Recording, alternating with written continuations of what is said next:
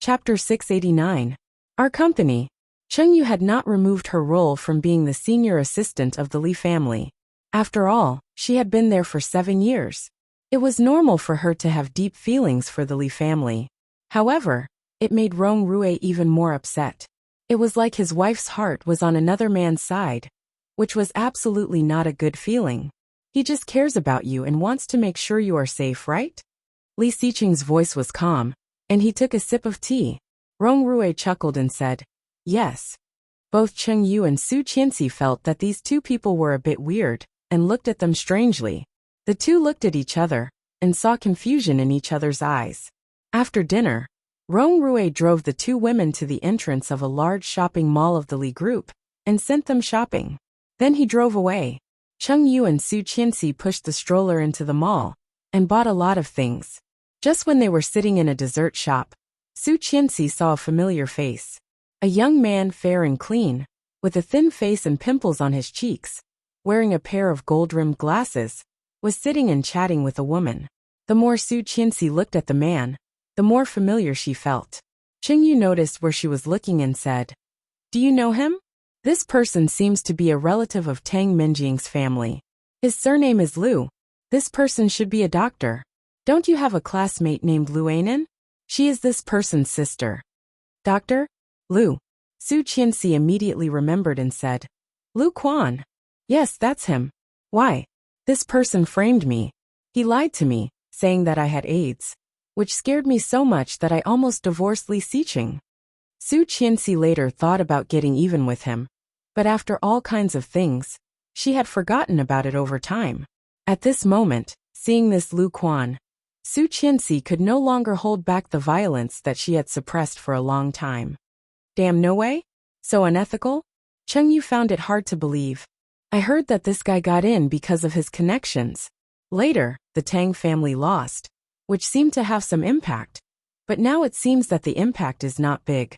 Liu Quan was talking to the girl in front of him.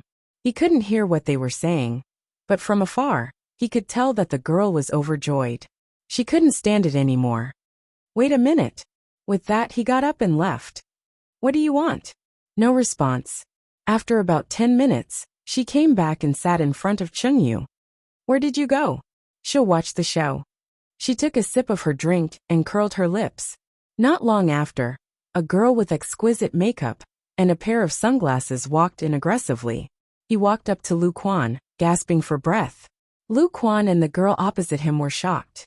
The girl in sunglasses slammed a stack of white paper on the table and shouted angrily, "Liu Quan!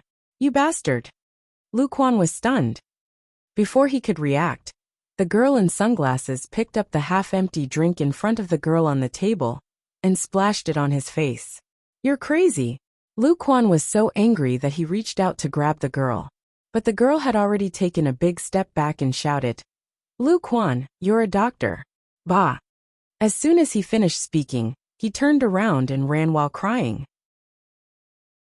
Chapter 690. After that, a lot of people in the dessert shop looked over. On the pregnancy report, there was a big pregnant confirmed sign. The girls stared at Liu Quan incredulously. Liu Quan saw his girlfriend's expression and knew something bad was going to happen.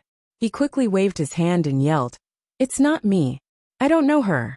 That woman is a psycho. Baby you." Before he finished, the girls slapped the report on his face and roared, "If it's not you, then what is going on?" Liu Quan was annoyed and yelled, "Are you King Psycho? I told you it's not me." This shout shocked even the passers-by and made them look inside. The girls' eyes were red from the yelling and soon noticed all kinds of strange looks around. How embarrassing! The girl stood up, clutching her bag. She picked up the coffee in front of him angrily. Puffed! She splashed the warm coffee on his face and walked away. Liu Quan was furious and reached out to pull the girl. However, the girl was agile and could be seen to be a martial artist. She turned around and kicked him with her stiletto heels. Then she threw her bag and kneed him in the lower abdomen, roaring, "F***ck off, scumbag." Liu Quan covered his crotch and squatted down. His eyes were red and teary. Chengyu secretly clicked her tongue and whispered, "You did this?" She gestured for her to keep quiet and looked at Liu Quan with interest. Lu Quan covered his crotch, but soon paid the bill and limped away. Some people had already taken photos and posted them on Weibo. When the words Lu Quan and doctor were put together, it would definitely cause a sensation on Weibo, and Lu Quan would be found out. However, it was not enough. She picked up her phone and clicked on Luo Zhan's profile picture. She sent a message. Lu Quan, a doctor of infectious diseases, the son of the Lu family related to the Tang family. His sister Lu Anan helped me dig out all kinds of evidence about this family and this Lu Quan. I want to screw him up. Luo Zhan sent a horrified emoji and then a smirk. Z. You are in a good mood recently. Qian Sisu, no problem. Z. How did this person offend you? Qian Sisu. Unscrupulous doctor with bad medical ethics. He lied to me and said I had AIDS. Although it was 4 years ago, I am still angry. Z. Damn, of course. Leave it to me. Qian Sisu. Ask my husband to give you a raise of salary. Z. Sister-in-law, I love you. Seeing Luo Zhan's message, Su Qianxi smiled and typed, screenshot. That's not fair. You can't cheat me like this. She couldn't help laughing. She took a screenshot and sent it to him. When Li Xiqing received the news, he was in a nearby cafe. In the comfortable and elegant private room, there were only the two of them. Seeing her message, Li Xiqing glanced at it. His eyes softened slightly, and he put it aside without replying. Looking at Rong Rui, he asked slowly, really? Of course. But you have to be careful. Tang Menjing has lost her mind. She has been seeing a psychiatrist all these years, and her face is ruined. As long as she is not dead, she will come back to you. Take care of your wife and children. Bring bodyguards. Dash. Chapter 691. You don't have to worry about that. Li Xiqing stood up and looked down at him with a faint smile. Let's go. My wife is waiting for me to pick her up. Rong Rui also stood up and glanced at him contemptuously. Not only is my wife waiting, but I am also waiting. Oh, Li Xiqing nodded. My children are waiting at home. After a pause he added, twins. Rong Rui pursed his lips in disdain and walked out first. Li Xiqing said leisurely behind him. And an older son. Childish. Rong Rui was disdainful. What's there to compare? However, although he said so, he felt itchy in his heart. Li Xiqing had 3 children, and he only had 1. Why? No, he had to make a few more. He could not lose at the starting line. Rong Rui made up his mind and walked out. Li Xiqing raised an eyebrow and felt inexplicably happy. Childish. It felt so good, okay? Rong Rui took the car at the entrance of the cafe, picked up his wife, children and Su Qianxi, and finally went to the driver's seat. Unknowingly, he noticed that there were different gazes around him. Rong Rui had no other advantages, but he was very alert. Someone was following them. Looking around, Rong Rui whispered to Li Xiqing, who was not far away. Someone is watching us. Do you feel it? Hearing that, Li Xiqing just glanced at him leisurely, then opened the door of the passenger seat and calmly sat in. It seemed that he had known this scene for a long time. Rong Rui felt a bit incredulous. How could Li Xiqing be so calm? Frowning, he suddenly thought of what Li Xiqing had just said. You don't have to worry about that. So that was it. Rong Rui suddenly felt that he was still too naive and did not know this person well. Also, with this man's temperament, how could he not bring someone out in this situation? Chuckling, Rong Rui sat in the driver's seat and looked at Li Xiqing with an extra layer of brilliance that Cheng Yu and Su Qianxi could not understand. After the rain, the air in Kingstown was mixed with the fragrance of soil and grass. More than 100 meters in front of the old house of the Li family, there was a small lake. Next to the small lake, there were tall trees, evergreen all year round. The small flowers and grass were fresh and beautiful. Today, there were 3 drawing boards and 3 small stools by the lake. There were 3 little fellows sitting on the small stools. At this moment, they were all sitting there methodically, holding crayons and drawing on the drawing board. 3 bodyguards stood around them, quiet and straight. The tutor was patrolling the surroundings while they were drawing. When she saw the mixed colors that Li Jianyue had drawn, she squatted down and asked, Ursu, tell me, what are you drawing? She pointed to a green line at the bottom of the white paper and said, This is the grass. She pointed to the blue lump in the middle. This is the lake. There was a dark green lump next to it and a brown one. This is the small tree. I haven't finished drawing the rest. I'll show you when I'm done. The tutor was amused and touched the little guy's head. You're amazing. Li Jianyue's little face was raised, and she looked a little proud. Then she turned her head to look at Li Jianxian beside her and shouted, Brother, look at my painting. Chapter 692. It was very simple, but it was many times better than Li Jianrui's. Li Jianxian glanced at his sister's painting and cast a contemptuous look. It's ugly. Yours is ugly. Li Jianrui was unhappy and turned to look at the other side. Brother Mosen, do you think my painting is good? Li Mosen was painting the lake. When he heard Li Jianrui's words, he turned his head and looked at it carefully. He nodded. Yes. Li Jianrui was immediately happy. She smiled and walked down from the stool with her little skirt. Her chubby little hand reached out and hugged Li Mosen's little head. She kissed him and said in a sweet voice, Brother Mosen is so nice. Little Mosen's white and tender skin suddenly showed a faint pink on his cheeks. Li Jianrui did not realize what kind of reaction her actions had brought to Li Mosen. She smiled and returned to the stool and sat down again. She took the crayon and began to draw. The tutor and the bodyguards laughed and looked at Li Mosen with ridicule in their eyes. Although Li Mosen was young, he was already very sensible. When he met their eyes, his little face became redder, but he still pretended not to see it. He held a pink crayon and drew carefully on the edge of the small lake. The tutor found that he was drawing this little pink thing more seriously than when he was drawing other things. After looking at it, the tutor found that he wanted to draw a person with his lines. A little pink person? This little guy is drawing Li Ersu? The tutor didn't say anything. He looked at it silently with a smile on his face. It was harmonious and peaceful on the edge of the small lake. No one noticed that on the other side of the small lake, a woman was looking at this side with a telescope. A pair of eyes, after looking around, fell on the little boy on the far left. Dark brown hair, white skin different from other Asians, a pair of blue eyes, staring at the front, looking very pink and jade, with an extremely serious expression. She actually adopted this child. That's easy. Haha. As soon as he returned to the company, Li Xiqing took over all the loopholes and drawbacks that had accumulated in the past. Just like that, he was busy for a whole week. Oming said he would return to Kingstown in 3 or 4 days, but a whole week had passed, and Li Xiqing had not seen him. He called twice to ask, and Oming said, Yes, but what could possibly happen? Even Oming didn't know what was going on. He had finished his work a long time ago, but he didn't want to go back to the capital, because he had found the only regret he had ever spoken of. 3 days ago, after signing the last contract, he had lunch with his partner and was ready to catch the afternoon flight back to Kingstown. For 4 whole years, Oming hadn't seen his good brother again.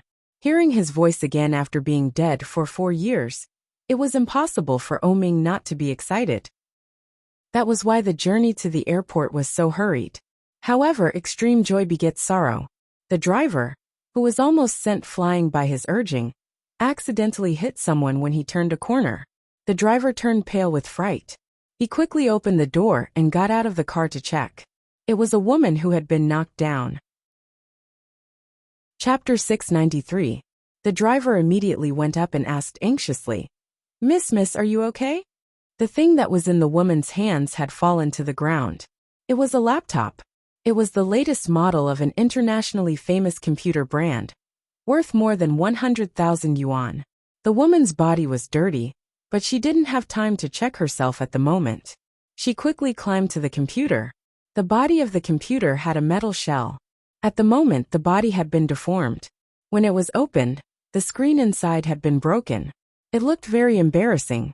When the woman in the beige business suit saw the computer, her eyes were red and her voice was choked. Computer, my computer, 120,000 yuan. What should I do now? It's not mine. The voice was urgent and fast. It penetrated the car window and fell directly into Oming's ears. His face, which was originally gloomy because of the delay, suddenly changed. He hadn't heard this voice for 4 years. Was it an illusion? Oming's body was tense, but for a moment he forgot to react. In front, the driver glanced at the woman's body. There was not much damage, so he breathed a sigh of relief. However, when he heard the 120,000 yuan computer, he was also scared and his legs became weak.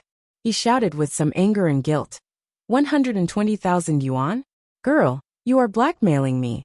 Is this broken computer worth 120,000 yuan? The woman stood up and staggered. A large piece of flesh had been rubbed off from her knees and elbows. There was even sand deeply embedded in them, and the blood was not flowing. At first glance, it could be seen how hot it was. The woman was so angry that she picked up the computer and threw it at the driver. What do you mean? You hit me and you don't want to pay? You hit my computer, and you have to pay for it. I am in a hurry to use it now. Give me the same one now. Hearing this voice again, Oming was pulled back to reality. It's her, it's really her. Oming's heart suddenly beat faster. He opened the door and stepped out. The driver was still a little guilty, but when he heard the woman's tone, he immediately became angry and said, "You are a liar. You deliberately got hit here, and then blackmailed me with a computer. Even those old men and women are not as ruthless as you." Lily still wanted to say something, but when she saw the tall man coming out of the car, her face suddenly changed. Even when she was hit by the car, her face was not so ugly. It's him. It's him. Lily subconsciously took a step back. Her heart felt like it was being pulled by a string. In an instant, it almost broke through her skin and burst out of her chest. For the past 4 years, the memories that he had deliberately tried not to recall suddenly poured out of his nest. Every image, every scene, outlined the 2 words that were deeply embedded in her soul. Oming, Oming. Lily looked at him in shock and wanted to escape. But computers. That computer was a new one that her boss had just received. It had just been sent for testing and brought back. It was just a distance of a road away. Even if you beat her to death, she would never have imagined that a computer that was worth more than $100,000 would be wasted on such a short journey. What was worse was that she couldn't afford it at all. Chapter 694. When she said this, she did not dare to look in Oming's direction at all. Lily was panicking, but she pretended to be calm and shouted, "And the medical expenses? You must compensate me for the mental damage and the wages I lost when I was injured. Didn't you see the green light? Are you blind?" Lily was not polite. She reached out and asked for the money, which was equivalent to asking for the driver's life. Of course, he recognized the brand and the model. The lowest standard cost tens of thousands. For an ordinary working-class person, this number was equivalent to an astronomical figure. How could he afford to pay for it? Helplessly, he looked back at the car. Only then did he find that the distinguished person in the car had come down and was quietly watching everything that was happening in front of him. Oming stood behind the driver, with a pair of peach blossom eyes with a sharp edge, sweeping over her bloody hands and feet. The original white and tender skin was deeply embedded in the sand at the moment. The skin was obviously badly abraded, and at the same time, it was like the same wound was rubbed on his heart. Unconsciously, he had already felt the same. Obviously, he had decided to forget this woman. As early as 4 years ago, when she plotted to kill his children, he should have completely cut off the relationship with this woman. In the past 4 years, Oming had deliberately refrained from checking her news, as if she had disappeared from the world. But he did not expect that she would be in the capital. Moreover, she was so close to him. It turned out that she had been nearby these days. It turned out that they had been so close these days. Thinking of this, Oming immediately had an indescribable feeling in his heart. Master, oh this. The driver was speechless and looked confused. I will send this lady to the hospital. You send the computer for inspection. After verification, find the company finance and I will pay for it. After 4 years, Oming's voice was a little more mature than before. At the moment, his voice seemed a little cold. Compared with before, he was a little less charming and a little less sloppy. After 4 years, Oming was not the same as before. When Lily heard his voice, her eyes were hot, but she quickly reacted and roared. What inspection? You can pay for it. I will go to the hospital myself. Master O the plane. Oming looked at her indifferently. He looked at the driver and said slowly, "Didn't you hear me?" The driver trembled and nodded. He hurriedly picked up the broken computer. Lily's expression changed. "Wait." But Oming was the driver's boss. After hearing Oming's words, he didn't care about Lily at all. He took the computer and ran away. Lily's hands and feet hurt so badly that she stopped after a few steps. There were cars behind him, and all kinds of horns were honking. Oming acted as if he hadn't heard her. He stepped forward and couldn't help but put his hand on the part of her hand that wasn't injured. Without saying a word, he pulled her to the car. Lily's face was even paler, and she yelled, "Oh, don't touch me." But Oming didn't care. He yanked her and threw her into the front passenger seat. He quickly walked to the driver's seat and sat down. Chapter 695. Oming's face was more serious. He reached out and pulled her hard, pressing her on the seat. He closed the door, and without waiting for her to fasten the seat belt, he started the car and rushed forward. Lily was caught off guard. She leaned forward and screamed with her hands on the airbag in front of her. She was still in shock. She turned her head angrily and roared with red eyes, "Oming!" In Oming's beautiful peach blossom eyes, there was an indescribable light. His heart, which had been empty for 4 years, was suddenly filled. The long-lost sense of fulfillment actually filled him up. Of course, the pleasure of revenge also continuously washed over him. Looking at what she was wearing, it was also very different from her previous style. There was no makeup on her face, her long hair was a little messy, her skin was a little dark yellow, and there were faint dark circles under her eyes. Her skin looked much worse than before. The style of the fabric was ugly, old and rustic, and the quality was very poor. Plus this pair of shoes, a set of clothes, would it cost 500 yuan? Or even lower? A 120,000 yuan computer was not as expensive as a bag he bought for her before. Seeing her so scared and anxious expression, Oming's heart flashed faintly. Seeing her so miserable, he was relieved. Look, even without her, he was still as carefree and unrestrained as ever, wandering among the flowers. Who can't live without him? It was just that she, Lily, was once again beaten back to her original state of being the treasure in his hands. "You deserve it."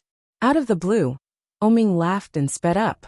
Lily was a little scared by his laughter, and she was even more afraid. She pulled the seat belt over and buckled it, panting in shock. She knew him too well. Absolutely can't fall into his hands. Lily's heart was beating very fast. She gritted her teeth, and her eyes were firm. The car stopped at the gate of the hospital. Lily immediately opened the door and jumped out, running toward the back. Just then an empty taxi came over. Lily was like grabbing a life-saving straw, reaching out and waving. But when the car just stopped, Lily was lifted up by a big hand. Oming didn't say anything. He grabbed her with great strength and didn't show any tenderness. No, Oming. Lily was afraid. She knew him so well. Oming was angry, very angry. However, compared to when he was angry in the past, he was more ruthless, more cold and more frightening. Lily squatted down, trying to use her weight to slow his footsteps and struggle free. Oming sensed her intentions and sneered. He simply bent over and carried her in his arms. "My driver hit you. I should compensate you for your medical expenses. Miss you, please be quiet. Miss you." Those 3 cold words made Lily feel a dull pain in her heart. Since they first met 7 years ago, Oming had either called her Lily or Lily. These 3 unfamiliar words coming out of his mouth made her feel even worse than if he had directly scolded her. She was wrong. One mistake for 4 years. But it was too late. She knew that he hated her. He hated that she had killed his child, hated that she had trampled on his heart. The blood on Lily's body rubbed against Oming's, and the wound was burning. "Then you can give me the money, and I will see it myself." "How can you do that?" Oming chuckled. "What if you blackmail me? Don't forget that you have a criminal record, Miss you.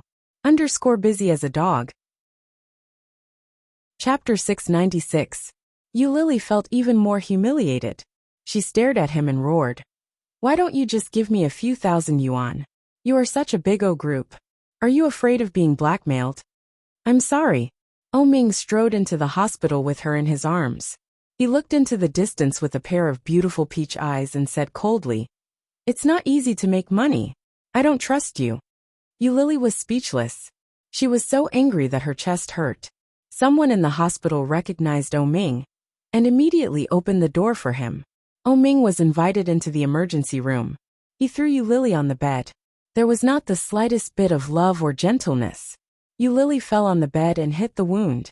She sobbed with tears in her eyes. Seeing this, Ming was expressionless. He coldly said to the doctor beside him, "She was hit by a car. Give her a checkup." "Yes, Master O." After that, despite Lily's slightly surprised objection, Ming sat straight at the door and folded his hands. His hands were still stained with her blood. Ming stared at her for a long time and suddenly felt ridiculous. How big of a deal? He even brought this woman to the hospital in person. He looked at his watch. It had been more than 40 minutes. He couldn't catch the plane. He actually didn't even hurry to see his brother in order to revenge a woman. When did Ming become so narrow-minded? Leaning on the back of the chair in the corridor, Ming slightly narrowed his eyes, and his mind was blank. Even he didn't know what he was doing. Fool, what was the difference between this Ming and the one 4 years ago? After the wound was treated and various examinations were done, Lily came out after it was confirmed that there was no big problem. But when she came out, Ming was gone. She asked the nurse on duty and found that Ming had already left. Before he left, he also left a large sum of money for medical expenses. After deducting the money used for Lily's examination, the rest of the money was more than 20,000 yuan, which was converted into cash and given to Lily. Lily looked at the 2 stacks of money in her hands and was in a trance. At the same time, her heart was also indescribably disappointed. Gone, just gone? How could this be? This man actually left just like that. Lily lowered her eyes and her head. Her big eyes were dim. He limped out of the hospital, took a taxi and left. What she didn't see was that there was a black sedan parked not far from the entrance of the hospital. Ming held a cigarette between his long fingers. The smoke slowly lingered, and the smell of smoke filled the entire car. Leaning against the back of the chair, Ming looked lazy and casual. Ming watched helplessly as Lily left before he started the car and drove back. The assistant stayed in the capital because Ming didn't show up. After waiting for more than 2 hours at the airport, she received a call from Ming. "I still have other things to do. I won't be returning to Kingstown for now." The assistant was puzzled. Is there anything else? Even if there was something else, could it be more important than seeing Li Xiqing? No way, right? "Young Master O." The assistant wanted to say something, but before he could say it, he heard Ming say again, "Help me check a person who should be working near the famous garden in the capital." "Okay, what's the name?" "Name." Chapter 697. When the assistant heard the name, he felt a little familiar, but he couldn't remember where he had heard it. Especially her financial situation, marriage status, private life status, and work situation. In short, all of them must be checked. The assistant understood and quickly asked, "Master O, is there any other schedule that is particularly important? Do you need me to arrange anything?" However, Ming did not answer, and the phone had been hung up. The assistant felt even more depressed. He deliberately opened the book and looked at Ming's schedule. It seemed like there wasn't any itinerary that was particularly important. Strange, however. Ming's mind was notoriously difficult to guess. If he guessed incorrectly, he might even make him unhappy. After thinking about it, the assistant decided to play dumb. Since he didn't answer the question, there must be a reason. When Ming wanted him to do something, he would ask. Why should he ask so much? The assistant suddenly felt very witty, and then went to check the so-called Lily. Ming had a suite on the top floor of the capital branch. When he moved in again, many people were very surprised. However, no one dared to ask, and they left in a hurry after dealing with it. Ming lay on the bed, closed his eyes and felt very tired. It had been 4 years, and he had lost too many things. The phone rang, and it was the assistant. "Master O, I found out that Lily came to the capital 4 years ago, and now works in the Electronic Science and Technology Department of Shengfeng Group. She is just an ordinary IT worker. 2 or 3 years ago, after renting a room with a girl for a year, she was cheated of all her money, and the loss reached more than 1 million yuan. In addition to her poor health, she spent a lot of money. She is currently single and lives alone. It seems that she used to work in Kingstown. According to her colleagues, this woman is likely to have had a miscarriage, and her physical condition is very poor. Cheated of all her money. When Oming was supporting her, he hardly gave her any money. Basically, Lily got whatever she wanted, and she didn't ask him for money. According to Oming's memory, the money she had received might not be as much as 1 million yuan. The loss reached more than 1 million yuan. That is to say, all her money had been cheated. So how did she survive? What about socially? She is very popular and has a high EQ. She always smiles when she meets people, but she also has a personality and is very straightforward. But because of this, her boss doesn't pay much attention to her. Now in Shengfeng, her annual salary is between 100,000 and 150,000 yuan. She is also responsible for some small things and doesn't have many big projects in hand. Yeah, Oming responded, and then he didn't say anything else. The assistant waited for a moment and realized that Oming wasn't going to say anything else. Then he said, "If there's nothing else, I'll hang up first. Help me check her address and send it to me." When the assistant heard this, he seemed to understand something. So what was more important than seeing Li Xiqing was picking up girls. TSK. A typical example of valuing a lover over a friend. Although he thought so, the assistant didn't have the guts to say it out loud. He answered honestly, yes. After Oming hung up, the driver called. Chapter 698. Lily felt that she was so unlucky today. Not only was she targeted by Su Jing, but she also had to take the computer out of her busy schedule and was hit by a car. Not only that, but she also met Oming. Life was always like this. When people were unlucky, even a sip of cold water would get stuck in the teeth. Many parts of her body were wrapped in gauze, and she looked very embarrassed and miserable. When she returned to the company, the security guards all knew her. One of them had a good relationship with her. When he saw Lily coming back, he quickly surrounded her and was shocked. "What happened to you? What the hell?" He actually fell to this state. Although he was already next to her, he did not dare to touch her at all. He opened his hand slightly and looked shocked. Lily smiled brightly and waved her hand. "What's with your expression? Haven't you seen a car accident like me?" "No way, you went to help Sister Su get the computer and had a car accident?"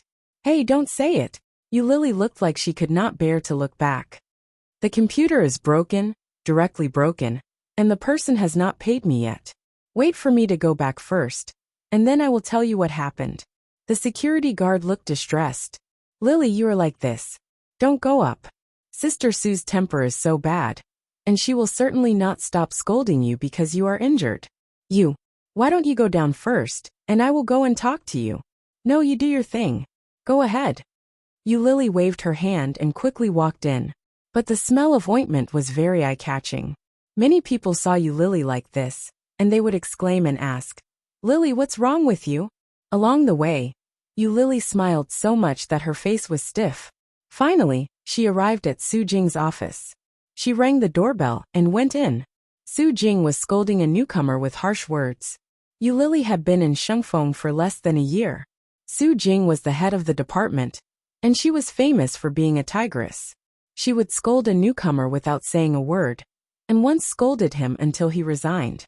Although Lily was very popular in this department, and was very popular among her colleagues, she couldn't let go of herself in front of this woman. The reason was just that she was beautiful. As a rich woman in her 30s, Su Jing was already married.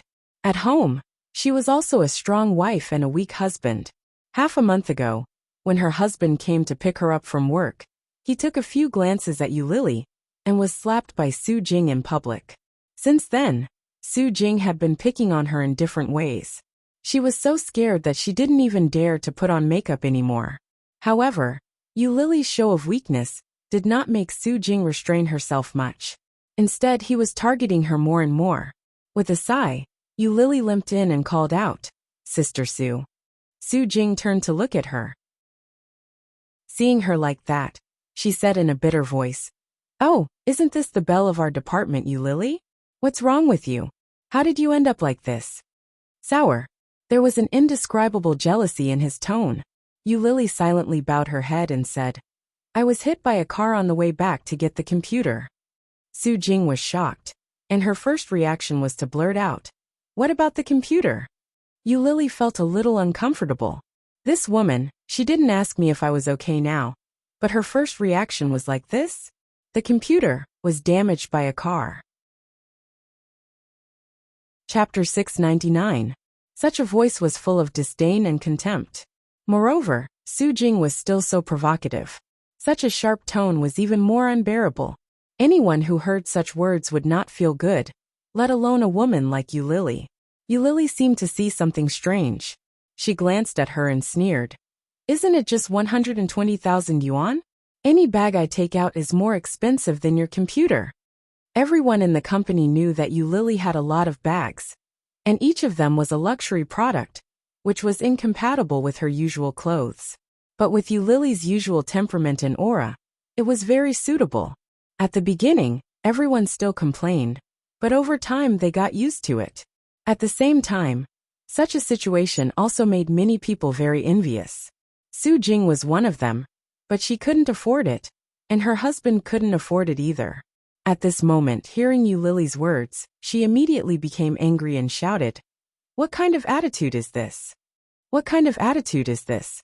You think you're great? I was hit like this. Are you fucking blind?" Lily's attitude angered Su Jing even more, and she roared, "I am your boss. It's normal to ask you to do something. It's because you are my boss that I help you do these things outside of work. This is your own personal computer, not the company's. You forced me to use my working time to get it, causing me to have a car accident. What about this account? Ah, it's funny. Do you have any evidence to prove that your car accident was caused by me?" Lily heard the words, raised her eyebrows and sneered. "Do you have any evidence to prove that your computer was broken in my hands?"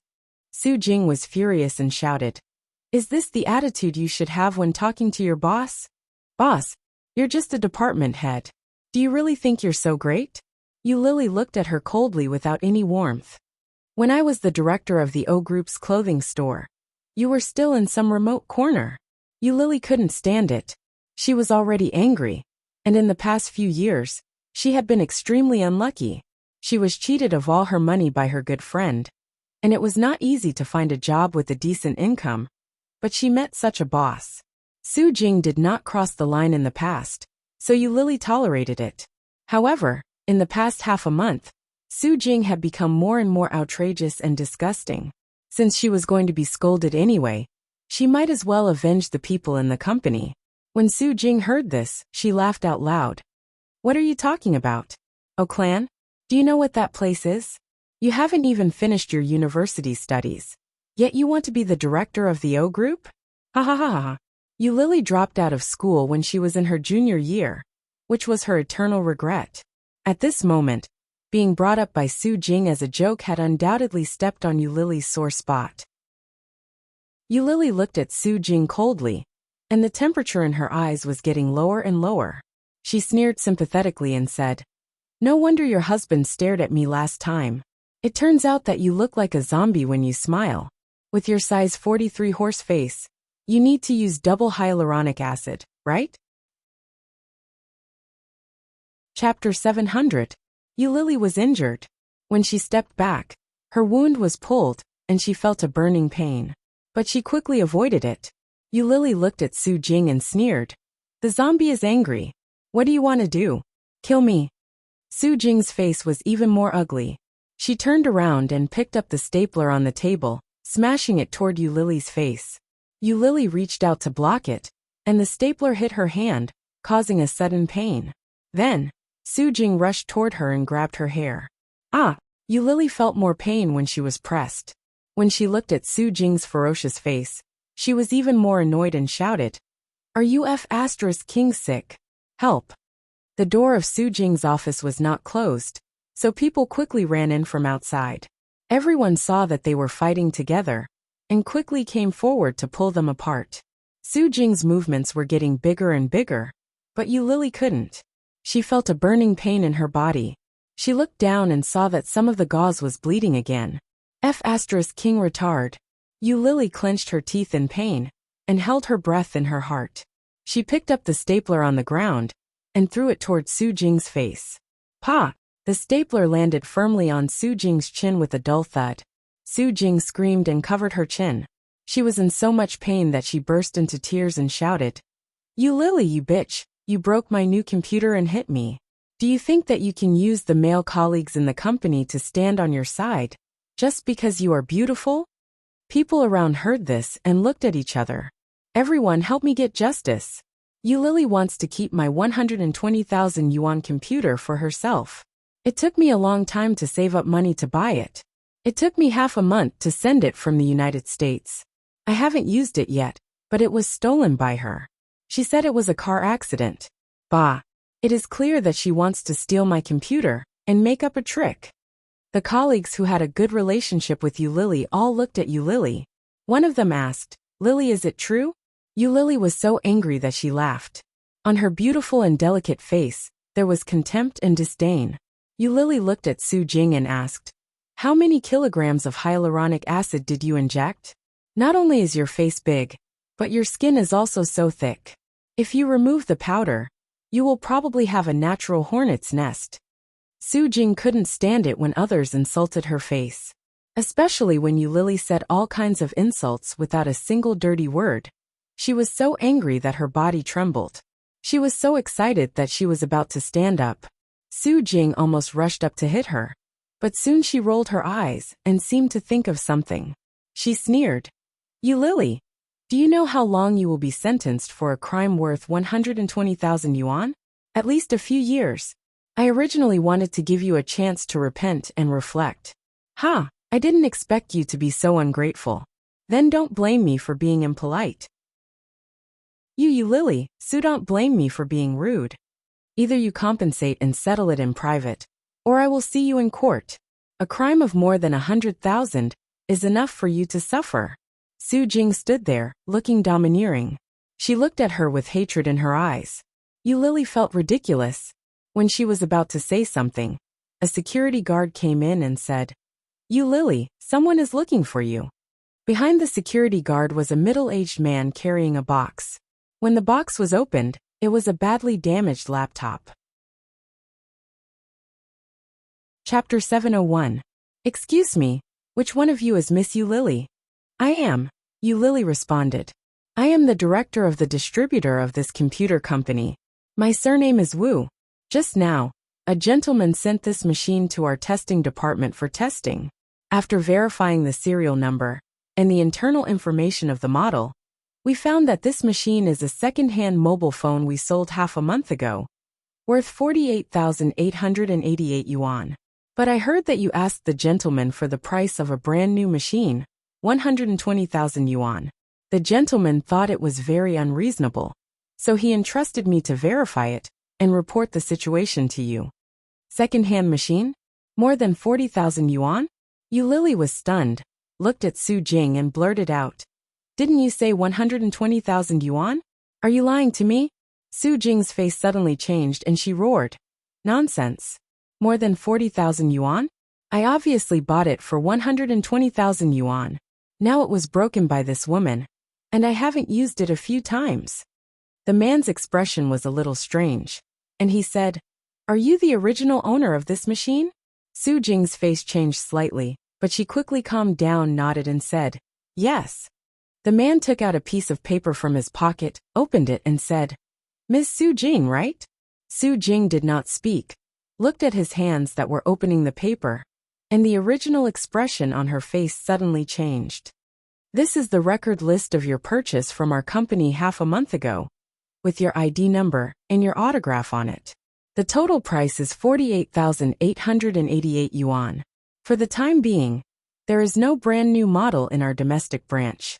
If necessary, it needs to be imported directly from the United States." Yu Lily opened her eyes wide, took the bill, and saw the name of the transaction, Su Jing. And the signature on it, Yu Lily had seen countless times. Isn't it Su Jing's autograph? That is to say, this computer was actually purchased by Su Jing, and she lied to me. She wanted to cheat me of my money. Yu Lily saw it clearly and was furious. She held the paper, pointed to the autograph and shouted, Su Jing, how do you explain this? Su Jing's face changed greatly, and she was speechless for a while. Everyone was speechless, and the way they looked at Su Jing had changed a lot. Just now, it was true that Yu Lily broke Su Jing's computer, and it was also true that Yu Lily had a car accident. Seeing Su Jing's angry look, everyone subconsciously thought that it was true. However, no one had expected such a sudden turn of events. What is going on?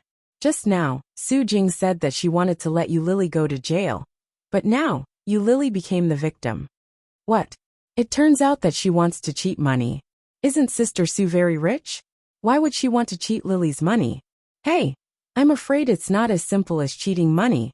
She just said that Yu Lily stole her computer, which is worth more than 100,000 yuan. She will be sentenced for a long time. What's the big deal now? Su Jing herself has become a fraud, and the evidence is conclusive. Chapter 702. And the person who came to deliver the computer, after seeing such a scene, took out a thick yellow envelope from his satchel and said, This is the compensation that the gentleman just gave you. It is 50,000 yuan in total. Please count it. Then he handed it to Yu Lily. Yu Lily was so angry that she grabbed the envelope and saw the 5 dozen bills in it at a glance. After counting out 1,100 yuan, she threw the rest to Su Jing and said, I will compensate you, but there is a lot of debt between us. Now there are witnesses and material evidence. Everyone knows that you want to cheat me. The amount of fraud is as high as 100,000 yuan. Sister Su, do you know how to sentence you? Su Jing's face became more ugly, and suddenly became as pale as paper. Seeing this, Yu Lily's smile on her face became more bright and she said, What? Weren't you very arrogant just now? Why are you so quiet now? Didn't you say you were going to sue me? Sue me, Su Jing. It's okay to be a bad person, but it's not good to be so blatant, right? Obviously, Yu Lily was more arrogant and domineering than before. The sudden changes of the situation, one after another, made Su Jing unable to guard against it. Originally, she wanted to use this second-hand computer to frame Yu Lily, saying that she had stolen her computer parts, so that she could be charged with theft. Just now, when he heard that she had broken the computer, he was even more surprised. Wasn't this coquettish fox arrogant? She would send her to prison and see how she could be arrogant. But she would never have thought that Yu Lily had a helper. Such a helper was actually able to directly invite the dealer over and expose her plan in front of everyone, causing Su Jing to lose all her face. This slap on the face was so painful that it was burning. Originally, she thought that the victory was in her grasp, but it was reversed in an instant. This made Su Jing, who had always been independent and had a sense of superiority, unable to accept it at all. Her face suddenly became serious and she said, How can you prove that this computer is mine? The person from the dealer hadn't left yet. Hearing Su Jing's words, he immediately said, We have the data records of the hard disk and CPU inside, as well as the matching serial numbers and codes. If you don't think this is your computer, we can check the system. It's very difficult to fake. Su Jing was speechless, and her expression turned even uglier. While she was speaking, she heard Yu Lily's voice. Everyone looked over and saw that she was on the phone. After she reported the address, she said, There is a supervisor in the computer department named Su Jing, she. Only then did everyone realize that Yu Lily was calling the police. No one had expected Yu Lily to be so straightforward, including Su Jing. Su Jing's first reaction was to pounce over and shout, Bitch, what are you doing? Yu Lily was injured. At the same time, because of Su Jing's sudden attack, she was not prepared at all. Being pounced on like this, he staggered and took a small step back. However, because of this, the phone also fell to the ground, and the interface displayed the 3 numbers 110. Just looking at it made people feel shocked. Su Jing picked up the phone and said, It's okay. I'm sorry. Chapter 703. Su Jing roared. What do you want? I want to call the police. Didn't you see it? Lily spread her hands and looked innocent. But the phone was hung up by you. You made me have to call again. It's not appropriate for you to do this. Su Jing gritted her teeth and said, Lily. Hey, what's wrong? Lily smiled, which made Su Jing tremble with anger. Su Jing calmed down, took a deep breath and said, Let's settle this in private. What do you want? Lily sneered and looked at her coldly. I don't want anything. I just want to call the police and sue you for malicious fraud. Don't go too far. How much money do you want? Tell me. Lily ignored her words and continued to say, As for other things, such as you used working hours to invest in stocks, forced the people under you to do personal things during working hours, and then forced us to work overtime and so on. Everyone knows about these things, but you are so good at hiding it from the higher-ups. The higher-ups don't know about it yet. Now that the boss knows about it, I'm afraid he can't agree with your character. Can he? Right, Mr. Li? While talking, he looked at the door behind Su Jing. When Su Jing heard that, her face suddenly changed. She turned her head and saw the big boss, Mr. Li, standing behind her.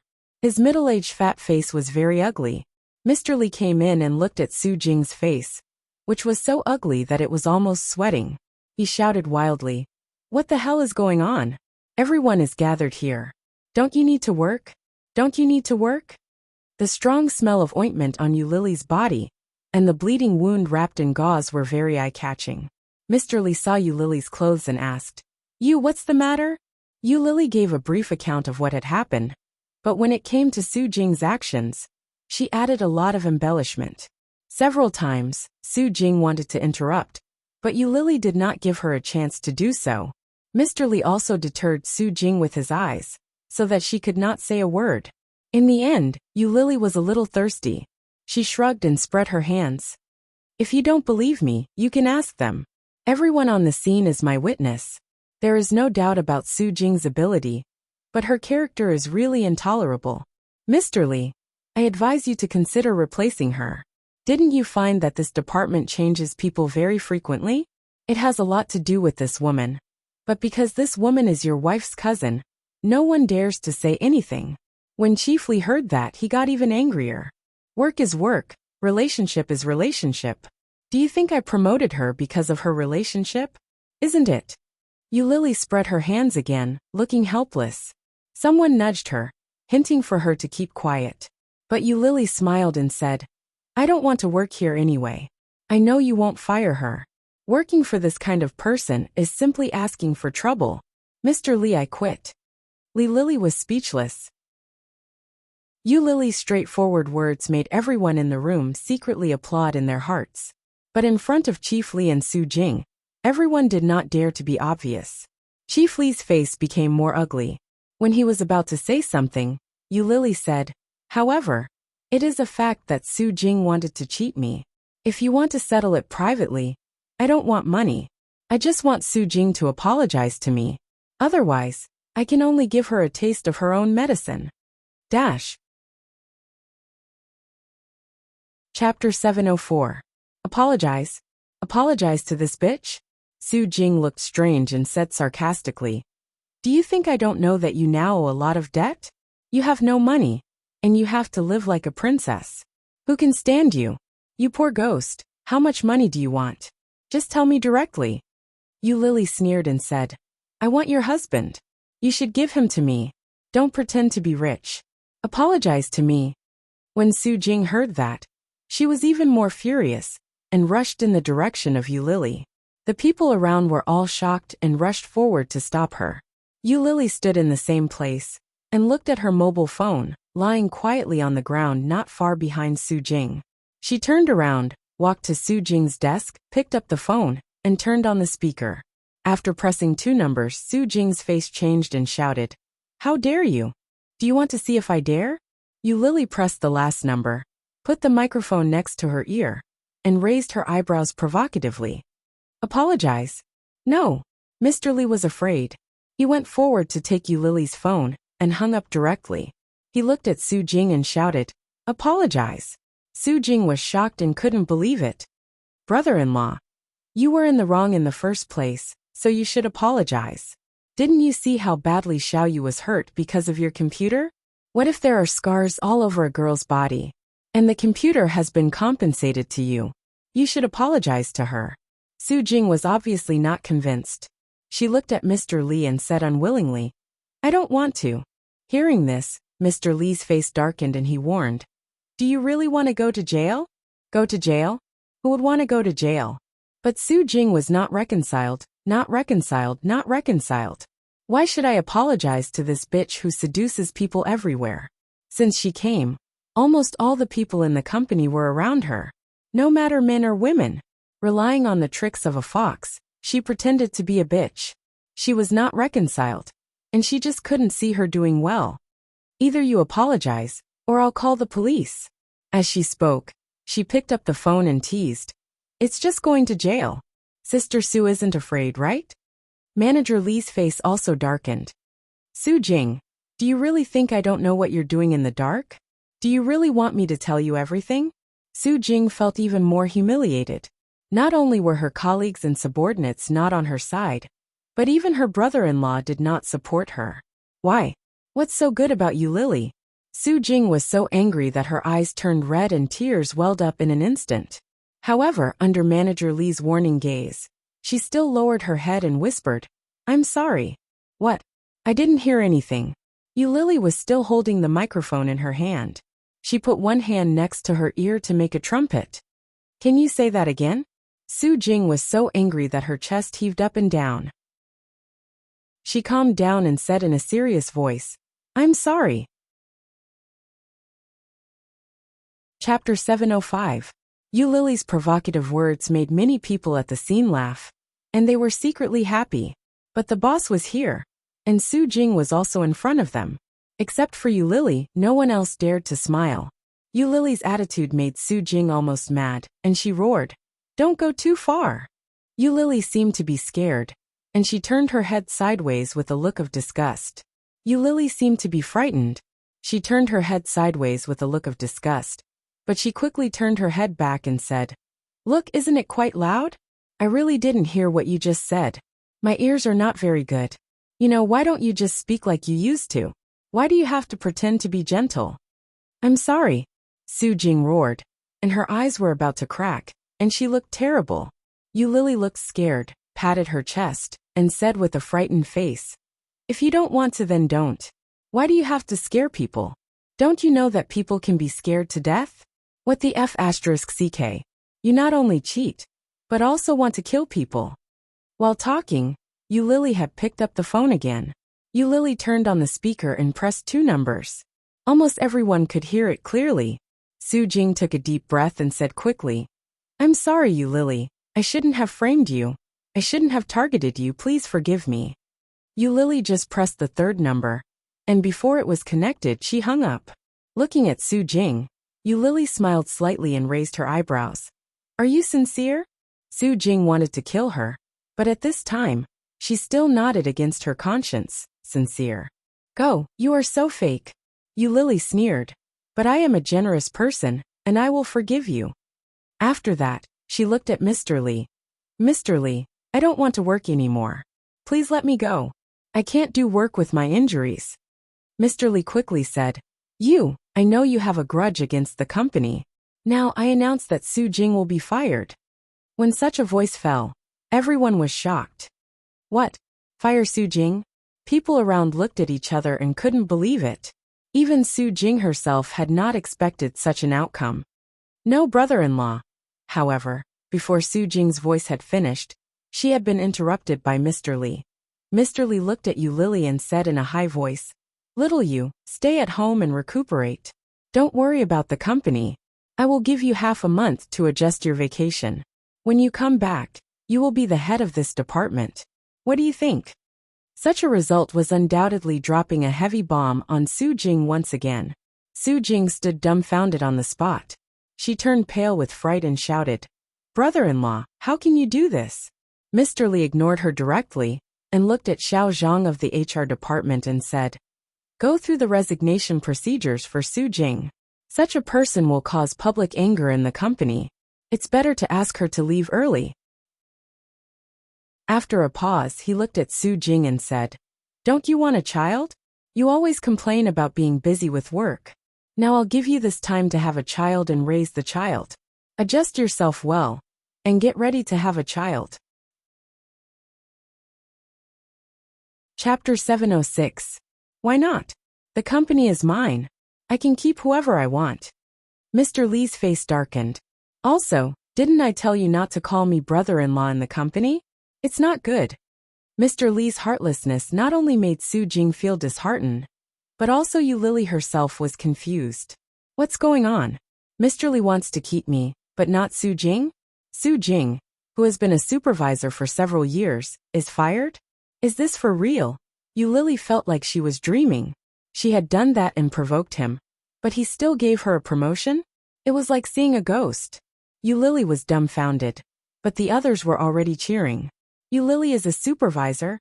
Damn, if Lily can't be a supervisor, who can be a supervisor? Don't forget who helped you with the case in CG Village. Yes, and the case of Wanli Technology. Damn, if it weren't for her, I would have been killed by Su Jing. Ah, you have all been helped. I thought I was the only one who got benefits. I was wondering if Lily was secretly in love with me. Bah! You think too much. Lily is a goddess. Do you know what a goddess is? She can only be seen from a distance, and not played with. The discussion around her sounded, and Lily continued to be in a state of confusion. Su Jing protested and shouted, "How can you do this? Who is Lily? Can she lead this department well? Brother-in-law, don't be fooled by her beauty. That's right. You mean I only look at her appearance and not at her ability?" Mr. Lee's face darkened. If that's the case, you would have been fired long ago. Do you think I will keep you in the company for so long? Do you really think I don't know what you are doing in secret? Su Jing, don't blame me for offending you. Su Jing was stunned when she heard that. Mr. Lee ignored her, looked at Lily and said, "Xiao Yu, you go back first. Come back after a while. It will not be good if there are scars on your body." Lily suddenly came to her senses and stammered, "Mr. Lee, are you serious?" "Of course." Mr. Lee's expression softened a little. "I've seen your ability. The report you wrote a few days ago was very good. I believe you can do it. Also, you seem to be very popular. Keep it up in the future." Only then did Lily completely recover. Her face was full of joy, and her heart was inexplicably touched. With Su Jing at the top, Lily hadn't gotten any big projects, and she hadn't had any opportunities to stand out. She thought she could only show off in front of her colleagues. Who would have thought? Who would have thought? Lily nodded excitedly and shouted in a loud voice, "Definitely." Mr. Lee nodded in satisfaction. "Go back first. I'll ask the driver to send you." "No need. I can go back by myself." "Yes, you can go downstairs. I'll ask the driver to wait for you at the door." Lily was too lazy to take a taxi, so she nodded and said, "Thank you, Mr. Lee." Mr. Lee's eyes were even more curved, flashing a trace of strange light that no one noticed. Then he pressed the elevator and went upstairs again. Chapter 707. Among them, the one who was the most upset should be Su Jing. When Su Jing heard the cheers of the crowd, she was full of disbelief. Especially when she saw that they were so happy and proud. She was even more angry. With a scream, Su Jing rushed in the direction of Lily and shouted, "Bitch, you must have used some bad means. You must have slept with him. Otherwise, how could you be promoted? There are many people more qualified than you. Anyone can be promoted, but why you?" The voice was fierce, and the expression was terrible. Lily's colleagues, who had a good relationship with her, immediately stood in front of her and protected her. Two male colleagues grabbed Su Jing from both sides. Su Jing was even more angry and shouted, "I heard that you used to be the mistress of a rich second generation. Later, you were abandoned by the rich second generation because you couldn't have children. You must be very happy to be a mistress for so many years. Bah, now you actually use this kind of dirty means to deal with my brother-in-law. Lily, you are so disgusting, bitch." Su Jing's words sounded so convincing, as if they were the truth. When Lily heard it, her face slowly sank. How did Su Jing know this kind of thing? She obviously didn't tell anyone. However, with the previous record, The credibility of Su Jing's words had been greatly reduced. How could the colleagues around her believe Su Jing's words? Hearing Su Jing's words, someone said sarcastically, "Why? A beautiful woman must be a mistress of a rich second generation." That's right. A woman like you can only raise a useless old pervert, an old gigolo. Ha ha ha. Yes, you are ugly and you blame others who are beautiful. What the hell? When Su Jing announced that she was fired, this group of people felt very proud. At this time, there was such an opportunity to hit Su Jing.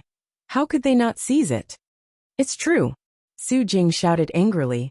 You lily this woman, how clean do you think she is? She was just a whore who would sleep with a man for money. I really don't know what you like about this kind of person. This kind of bitch. Haha. You lily chuckled and deliberately made a charming look. However, when combined with the injuries all over his body, it looked very awkward no matter how one looked at it.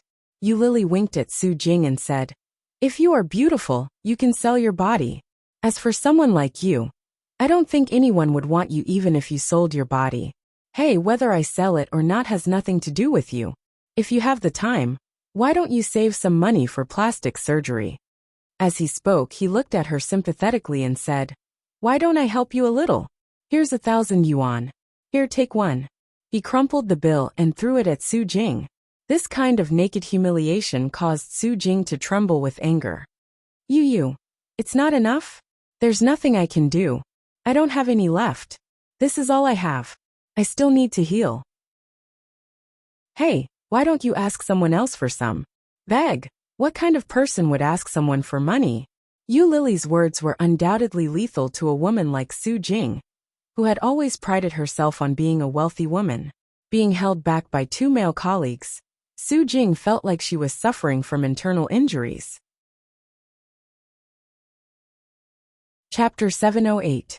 When she went downstairs, she found that Mr. Li's driver was already waiting for her downstairs. After being sent home, Yu Lily took out the key and opened the door. This was a relatively old community. The rent was relatively cheap, and the community environment was safe, so Yu Lily had lived here for 2 years. The door was a relatively thick security door, and when she opened it, she saw a small living room. This was a single apartment, with 1 bedroom and 1 living room. But there was only a small sofa in it, and there was not even a TV. Not far from the sofa was a small computer desk with a notebook on it, and behind it was a small table for eating.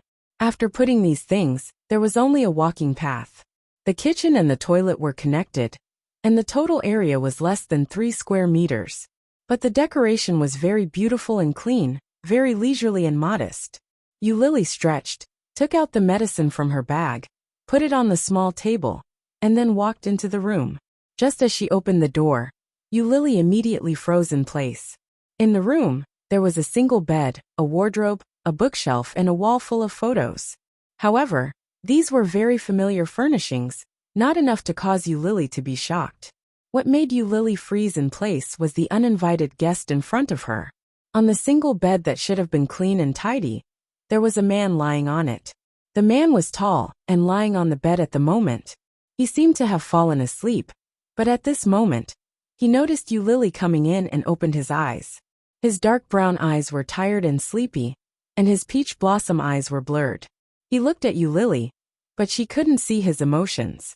Yu Lily was stunned, and soon her face changed. Subconsciously, she looked at the wall full of photos. The photo wall was full of photos of her and Oming. In addition to the group photos, there were also photos of Oming. All the photo frames were hung up, and the wall opposite the bed was densely hung. Yu Lily's heart suddenly jumped, and she had the feeling of a runaway child caught by an adult. She was embarrassed and guilty, but at the same time, she couldn't help but feel happy.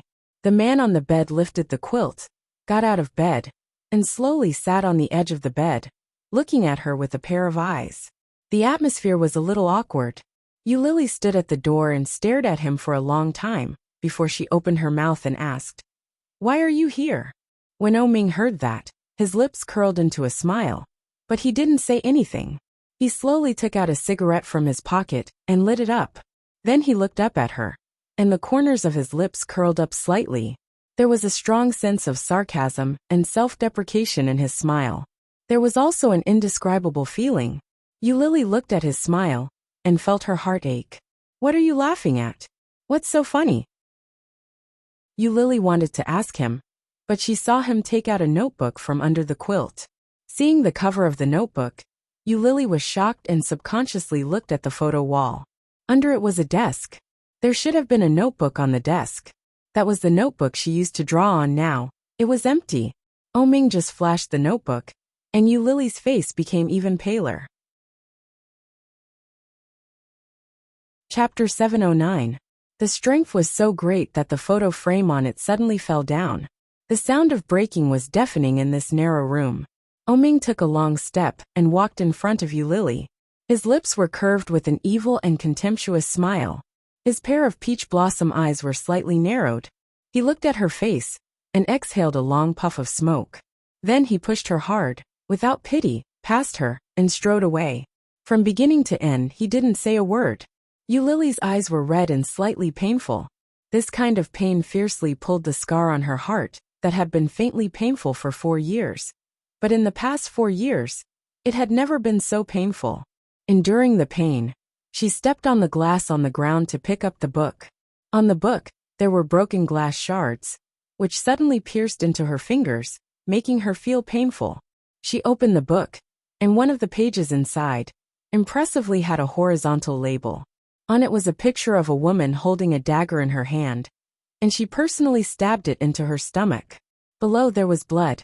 Next to it was the words, "I am pregnant with Oming's child, but I don't want to keep it. What should I do?" "Then don't keep it. I went out to buy medicine, and the doctor said to take it for 3 days. On the 2nd day, I broke up with him. I don't want to be with him. This kind of man is not someone I can handle at all. He is too abnormal, too dictatorial, too F***king. I want to be free. Let's go, Eulalie." The next day, he didn't agree with her proposal to break up. She was angry and quarreled with him.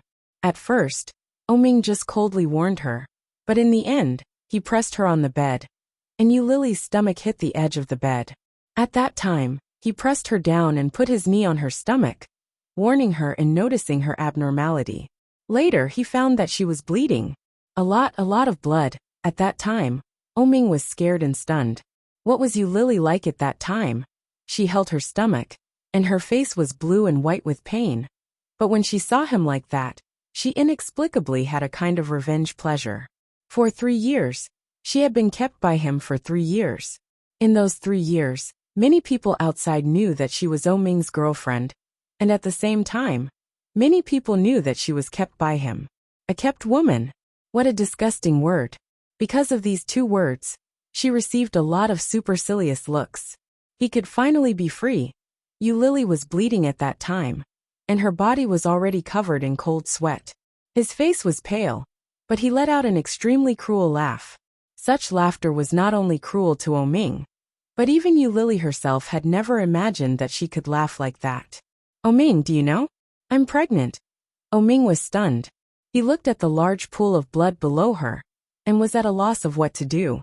"Your child has been squashed to death by you. Are you happy?" Happy. She didn't know if Oming would be happy, but she herself wasn't as happy as she had imagined. On the contrary, there was an indescribable sadness. Her child, her first child. How magical. There was actually a small life inside her body. But now, for the sake of her so-called freedom, she was going to eradicate this little life. She cried and laughed at the same time. Looking at Oming, she fainted from the pain. When he woke up, he was in the middle of surgery.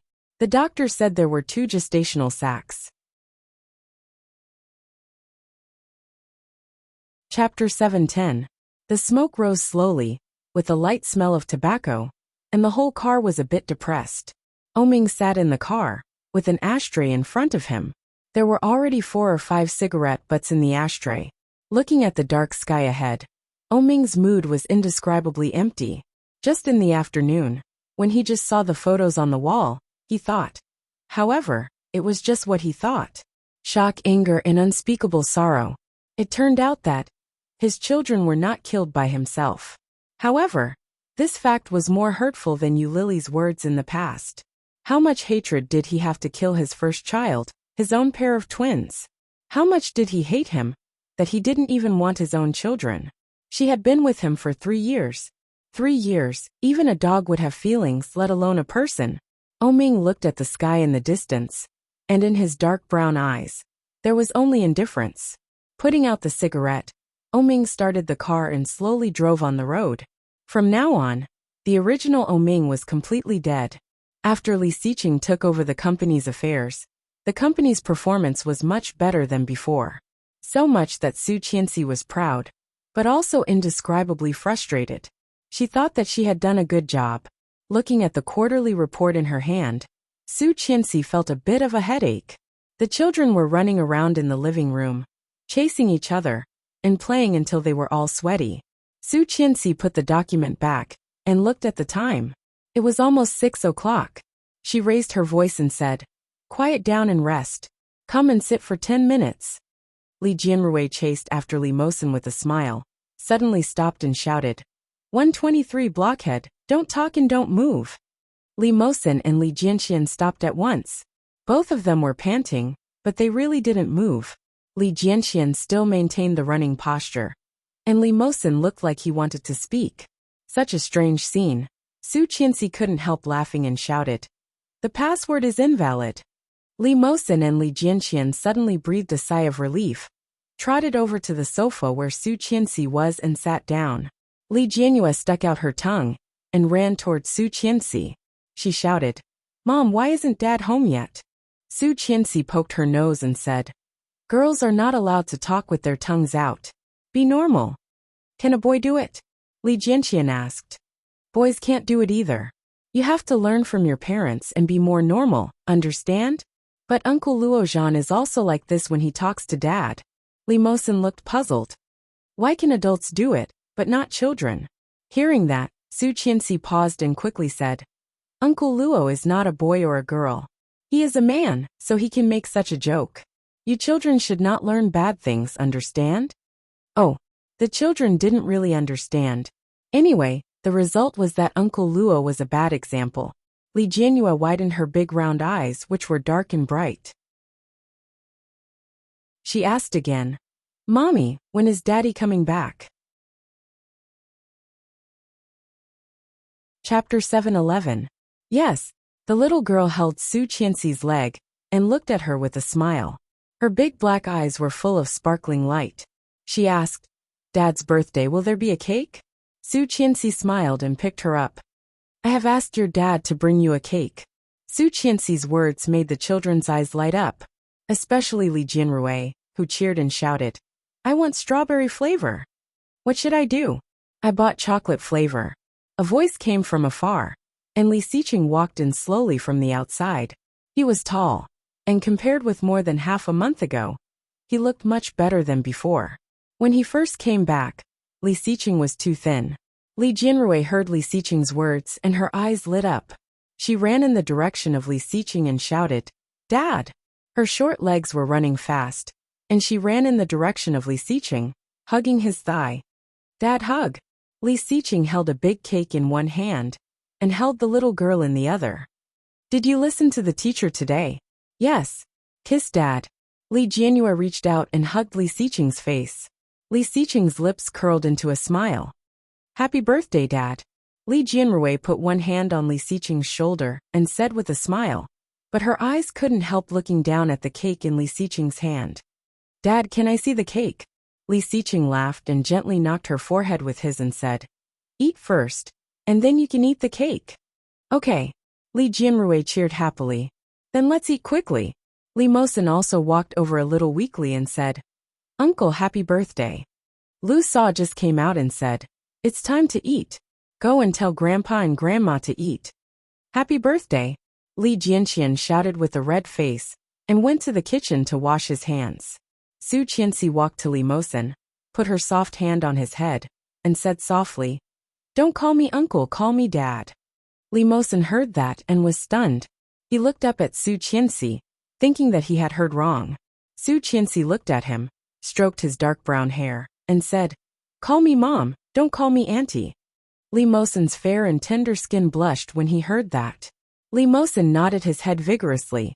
With a look of surprise on his face, he shouted, "Mom! Daddy! Happy birthday to Dad." She had him look in Li Xiqing's direction. Li Mosen turned to look at Li Xiqing excitedly and shouted in a loud voice, "Dad, happy birthday." Li Xiqing's eyes softened as he handed the cake to Su Qianxi. He bent down and picked up his son. "Thank you, son. This is the best birthday present I've ever received." Son. Li Mosen felt like he was dreaming. He reached out and hugged Li Xiqing, laughing happily. "Dad, happy birthday." Li Xiqing's smile widened as he walked toward the dining room with the little guy in his arms. "Let's go eat." Li Jianxian watched from afar and felt inexplicably uncomfortable. This was his father, not Li Mosen's father. Mosen was not even a child of the Li family. Why did he have to call him father before him? He hadn't called him father yet. "Thank you, son. This is the best birthday present I've ever received." Chapter 7:12. After dinner, the family gathered together. Su Qianxi led the children to sing the birthday song to Li Xiqing, and the smile on Li Xiqing's face became bigger and bigger. Just before the birthday song was finished, she heard the doorbell ring. Su Qianxi went to the door, opened the door, and saw Oming, who looked a little travel-worn. With surprise in her eyes, Su Qianxi invited him in and shouted, "Honey, Oming is here." "Oming?" Li Xiqing was also a little surprised. Just after the children's birthday song, Oming appeared in Li Xiqing's vision at the same time. Oming was holding the specialties of the capital, a bottle of wine, and a box of something unknown, but it looked very high-end. At this moment, seeing Li Xiqing, he handed everything to Li Xiqing. Oming saw him, chuckled, and his eyes were slightly red. The two men looked at each other and smiled. Immediately, they went forward and hugged each other. Hard. But it was not the kind of enthusiasm for women. Their hug was full of pride and domineering. "Li Xiqing, you are finally back." Oming reached out and patted his back, his face full of emotion, and his eyes were slightly red. Li Xiqing heard that and laughed. He directly punched Oming's lower abdomen and said with a little anger, "You really have the nerve to say that. I have been waiting for you for half a month, and you lie to me every day." Oming laughed at the same time, pushed him away, and gently punched him on the shoulder. "Aren't you back now? I also brought you a birthday gift, the limited edition watch you have always wanted. It's for you." Li Xiqing heard that, chuckled, turned to look at the three little guys behind him, and said, "Call Uncle O." "Hello, Uncle O." The three little guys spoke at the same time, especially Li Jianrui, whose sweet voice was out of place with the two boys. At this moment, she did not look up, looked at the cake in front of her, pouted and shouted, "Dad, come and blow out the candles. You see, the candles are almost falling into the cake, and we can't eat it later." Li Jianyue wasn't very old, but she was as smart as her brother. She was very eloquent with words. Furthermore, she watched TV shows with old master Li and Qin Shuhua every day. She had learned most of the things that she shouldn't have learned. At this moment, what the little guy said made Li Xiqing smile. "You help Dad." "No, I have to make a wish first before I can blow out the candles, and you have to blow it yourself, otherwise the wish won't come true."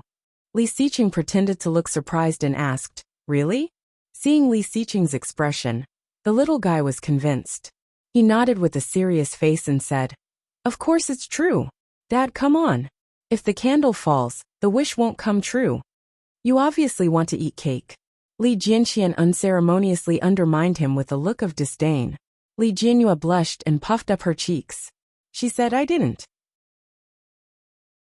"Brother Mosen, am I that kind of person?" Li Mosen shook his head. "No. Humph. The audience's eyes are sharp." Li Jianyue made a face at Li Jianxian, then turned her head and continued to urge, "Hurry up, Dad." The little girl, who was less than 4 years old, called her father with a sweet voice. Oming was full of envy when he heard it. Looking at Li Xiqing, he couldn't help but feel sad like a tide. Chapter 7:13. If his children were still alive, how old would they be now? Were they 2 boys or 2 girls? Or like Li Xiqing, a boy and a girl? Oming's mood swings had never been obvious, but this time, Li Xiqing clearly sensed his envy. Li Xiqing's eyes darkened, and he gently patted Ming on the shoulder. Wait for me. Then he coaxed the children and said, coming, coming. Walking over, he pretended to make a wish, and then blew out the candles. Li Xiqing took a long time to pull out the 31 candles. Under the children's eyes he cut the cake. The children all cheered and shouted in unison, Happy birthday! Li Xiqing cut the cake, and Su Qianxi helped him.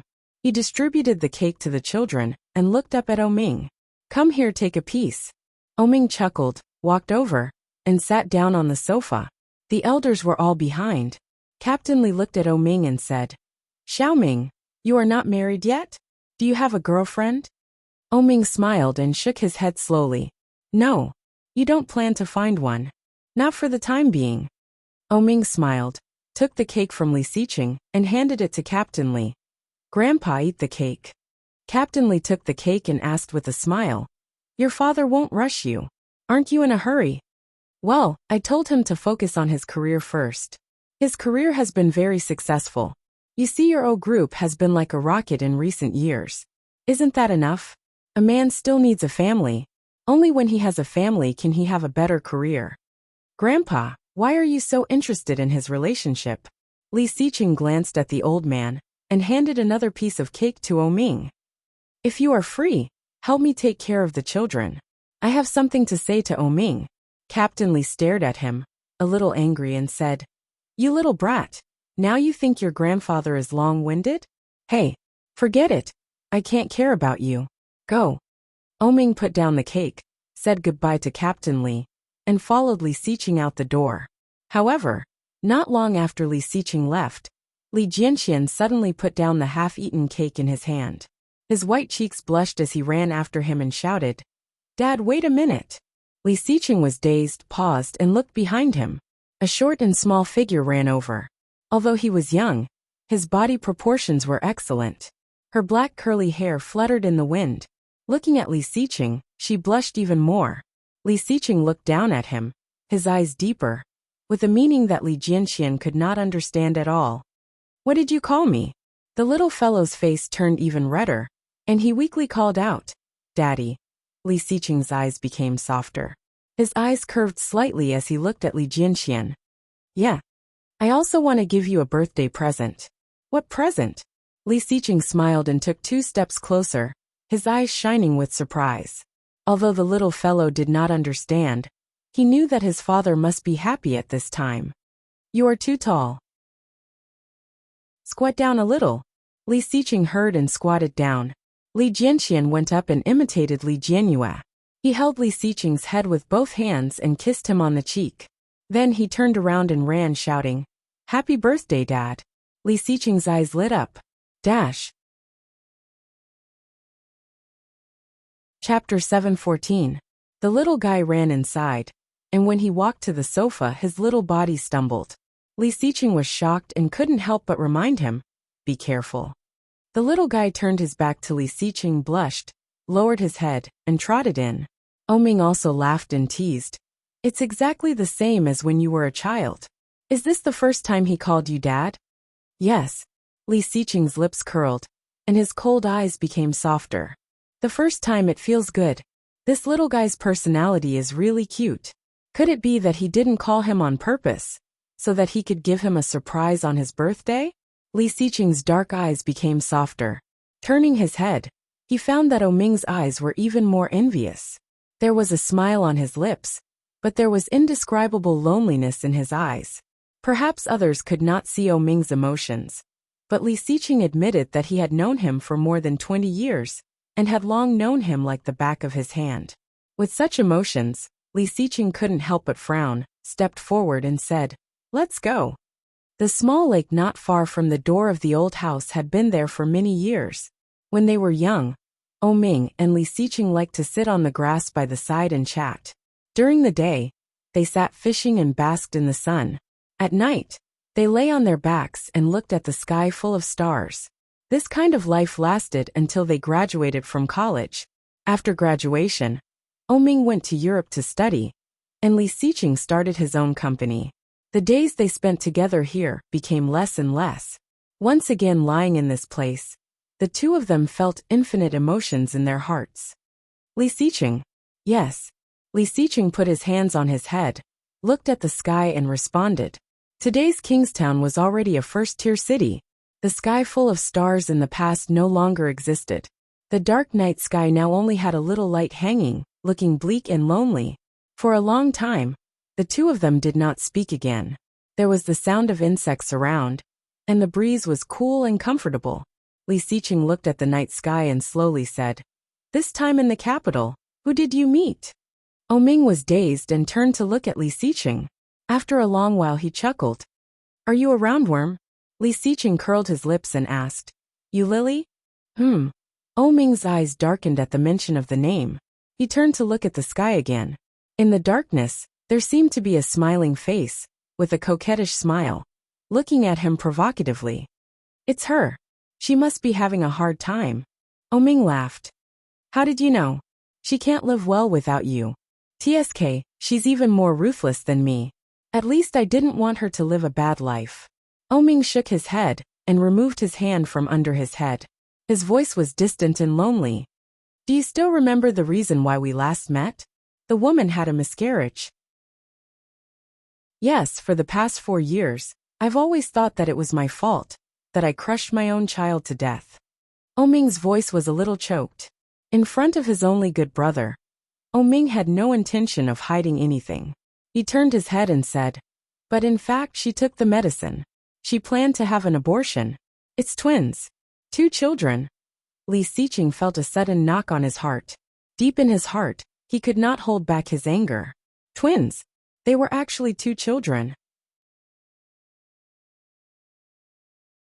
Chapter 7:15. 2 children. How much luck did one have to be in order for such luck to descend upon them? However, Yu Lily had killed such luck with her own hands. How cruel. She hates me. She blames me for not giving her freedom. If I had not been so domineering to her, would things have been different? Oming's voice did not sound very emotional. A pair of dark brown pupils, looking at the sky in the distance, with endless loneliness and frustration. "Li Xiqing, I really envy you." Although he had been away from home for 4 years, everything was developing in a good direction. He had twins who loved him, a wife who loved him, parents who loved him, and a loving grandfather who loved him. How lucky! Oming curled his lips and looked at the sky in the distance. In front of him, there seemed to be a sarcastic smile. "No, that woman is an ungrateful wolf. The better you are to her, the more she wants to run away," Li Xiqing said lightly. "She is not worthy of your attention. You are not young anymore. Doesn't your father urge you?" Li Xiqing said indifferently. Oming chuckled and gave him a punch. "Your grandfather just asked me, why are you learning from your grandfather? If I meet the right person, I will get married. Maybe I can fall in love with her. Like you." Li Xiqing smiled and did not answer. How could it be the same? When he married Su Qianxi, there was no one in his heart. For him, it was the same no matter who he married. But Oming was different. He had been with that woman for 7 years. How could it be the same? But this was undoubtedly the best result. Did he want Oming to be single?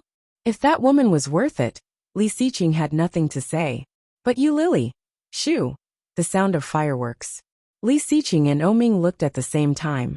The brilliant fireworks suddenly bloomed in the dark night sky, making the most beautiful smile. It was a riot of colors, forming a huge word. "Li." Oming raised his eyebrows and read it out. Then another firework rose. Shoo bang, see. Then the third, the fourth, the fifth. One by one they bloomed. Chung. Live. Day. Soon. Happy. Forever. Forever. Love. You. Li Xiqing, happy birthday. Love you forever. Forever. Oming muttered these 2 words in his heart and was slightly stunned. Seeing the fireworks, Li Xiqing already knew who it was. The corners of his lips curled up unconsciously. Following that, the sky was filled with fireworks once again. Each and every one of them was colorful and beautiful. His phone vibrated, and he picked it up. It was Su Qianxi. He picked it up, but it was not Su Qianxi's voice, but his baby daughter's. Li Jinyue's voice was sweet as she called out, "Daddy, where are you? Do you see the fireworks? So beautiful." "Yes, where's your mother?" Li Jianhua smiled mysteriously. Mommy said that I can't tell Daddy. If Daddy is done with his work now, he can go to the swimming pool next to our house alone. With that, the little fellow hung up the phone. Li Xiqing sat up, reluctantly looking away from the fireworks in the distance, and looked sideways at Oming. Oming stood up, patted himself, and said, "Your wife is waiting for you, right? Go ahead, I'll go back to the company first. See you tomorrow." Oming. You deserve better. Chapter 716. She deserved better. Oming chuckled and gently hammered him on the shoulder. Without saying anything, he smiled and waved his hand. Then he went into the old house, picked up his things and left.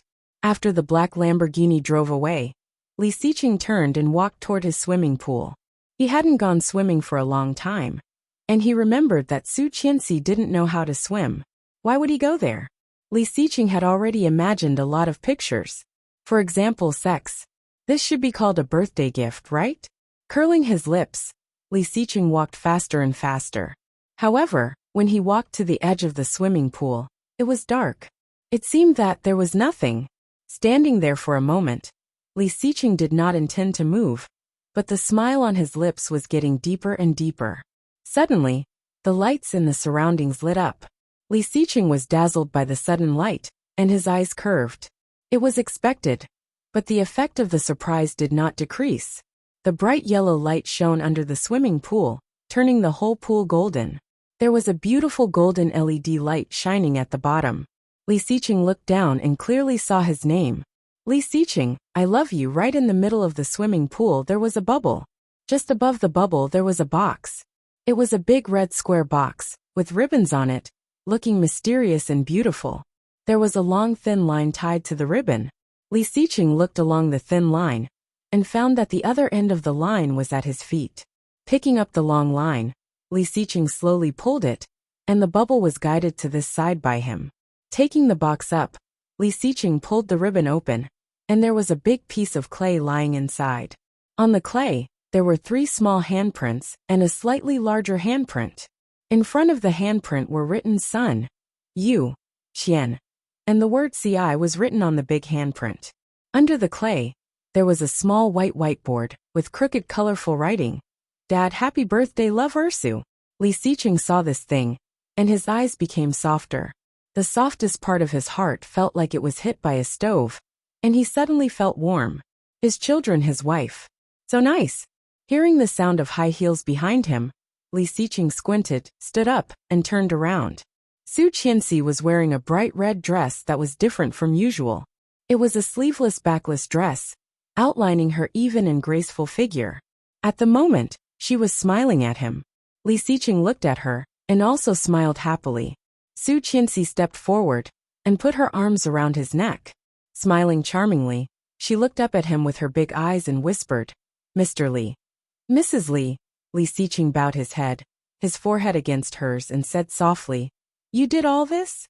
Su Qianxi heard that and chuckled. Mimicking him, she asked, "What do you think?" Li Xiqing's big hand held her eyes, his smile widening. Gazing down at her, his voice low and magnetic, he slowly said, "I love you too." After saying that, he lowered his head and kissed her lips. Gently and tenderly, his hands tightened, holding her even more firmly. A light kiss and a light taste. Chapter 717. Hearing his words, Su Qianxi blushed. In front of her, Li Xiqing's eyes were dark, like a galaxy full of stars, breathtakingly beautiful. One look was enough to make her forget to leave.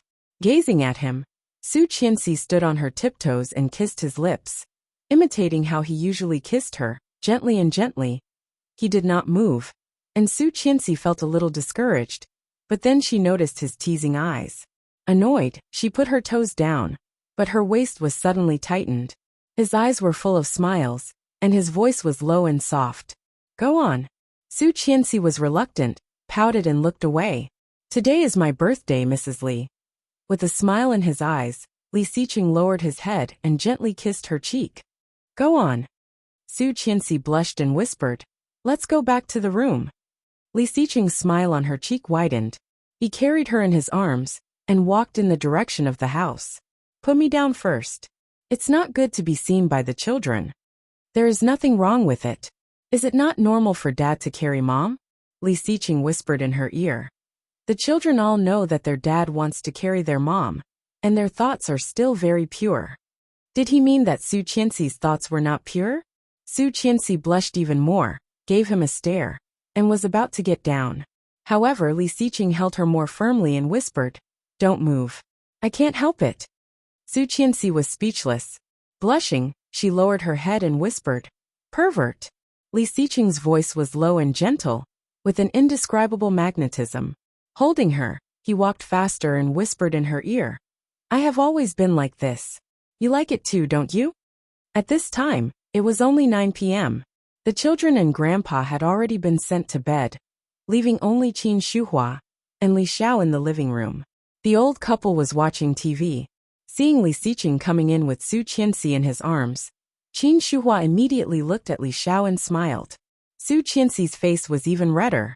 Covering her face, she buried her head in his chest and patted him gently, urging, "Hurry up." Li Xiqing's lips curled up as he walked toward the room. She reached out and opened the door. After he walked in, she closed the door. But before she could lock the door, he carried her into the house. As soon as he entered the room, he saw the bed covered in red roses. Li Xiqing chuckled and gently put her down. He whispered, "I didn't expect you to be so romantic." Su Qianxi blushed and looked at him. She hugged his neck and whispered, "In the Maldives, when we first went there, did you put those roses?"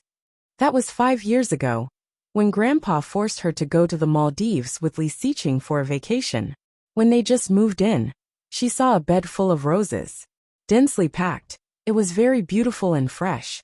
Such flowers were already very expensive.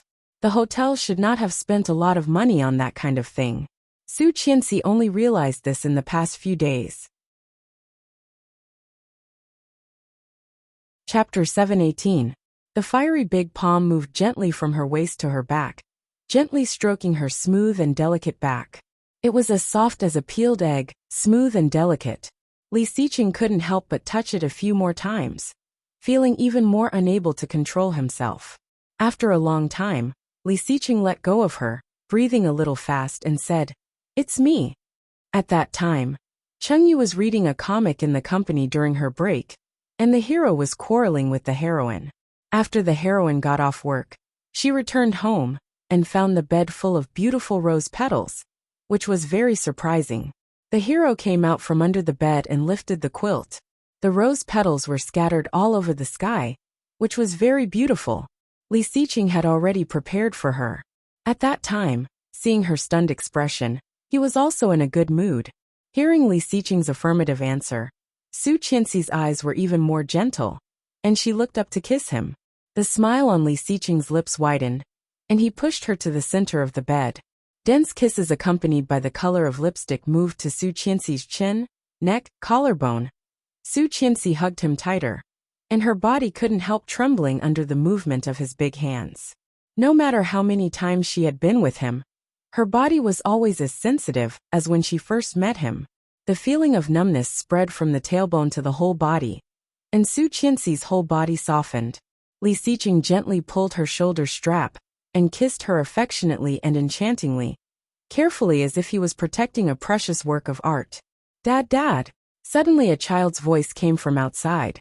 Li Xiqing's body stiffened, and before he had time to react, the door of the room had been opened. Su Qianxi was also shocked and quickly pushed him. Her already pink face suddenly became even more flushed.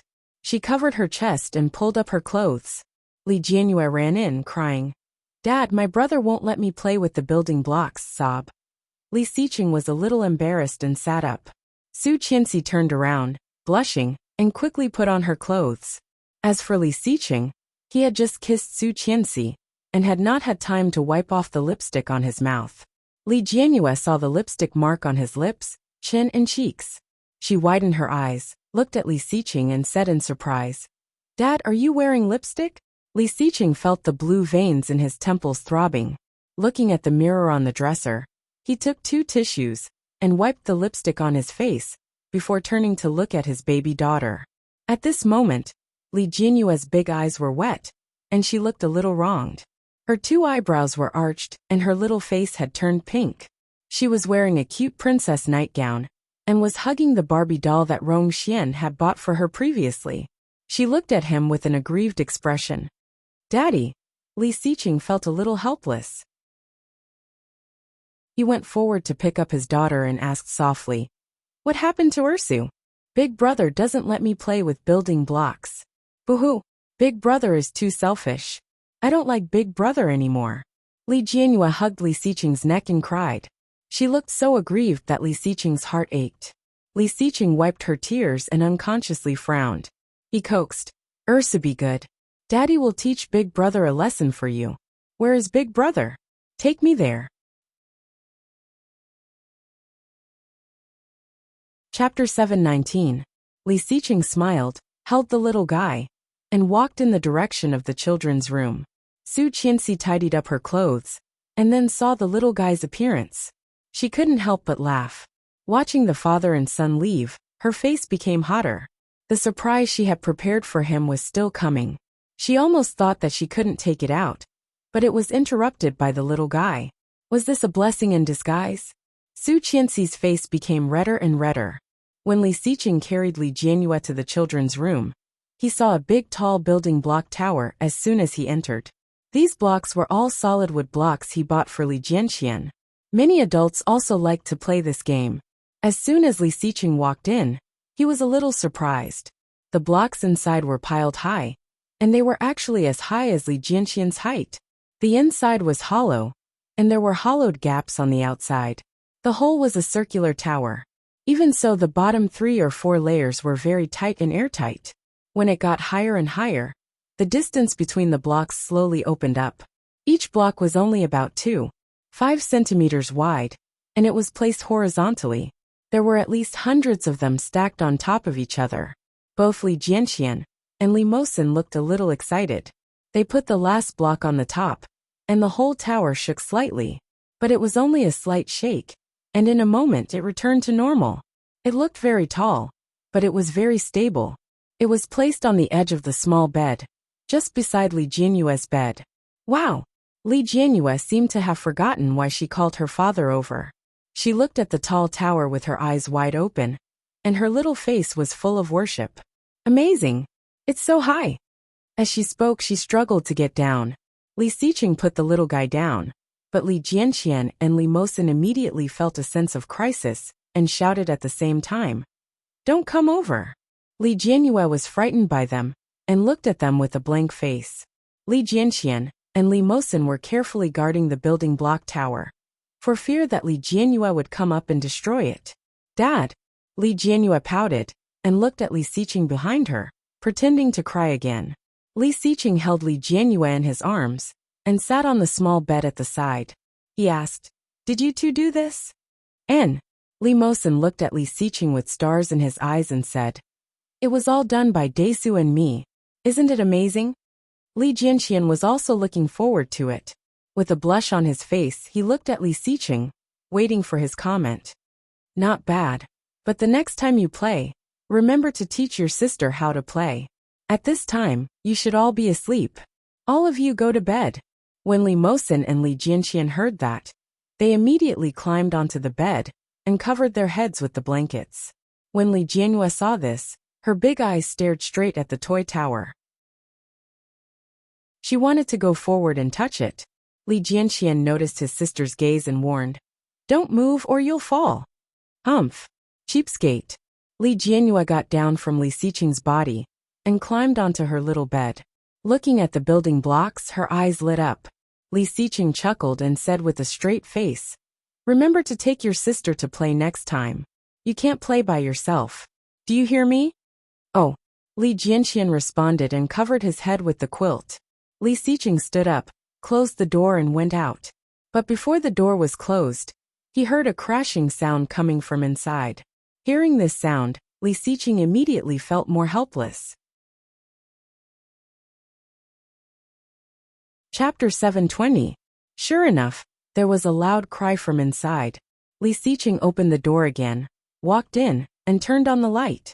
At a glance, he saw the two boys, Li Mosin and Li Jianxian, who were about to cry, looking at the small tower in front of them that had collapsed more than half. The small tower, which was originally as tall as them, had already collapsed by more than half, leaving only the bottom layer still standing firmly. Ah! Li Ersu, you compensate me! Li Jianxian shouted, and almost cried. His eyes were red with anger, and he roared, "You get it back for me! I worked with Mosin all night to finish it." Li Mosin was also a little unhappy, but his mood was obviously calmer. After all, he was just an assistant, and the main force was all Li Jianxian. And the culprit, Li Jianyue, was holding the small quilt with an innocent face. She was stunned by Li Jianxian's roar.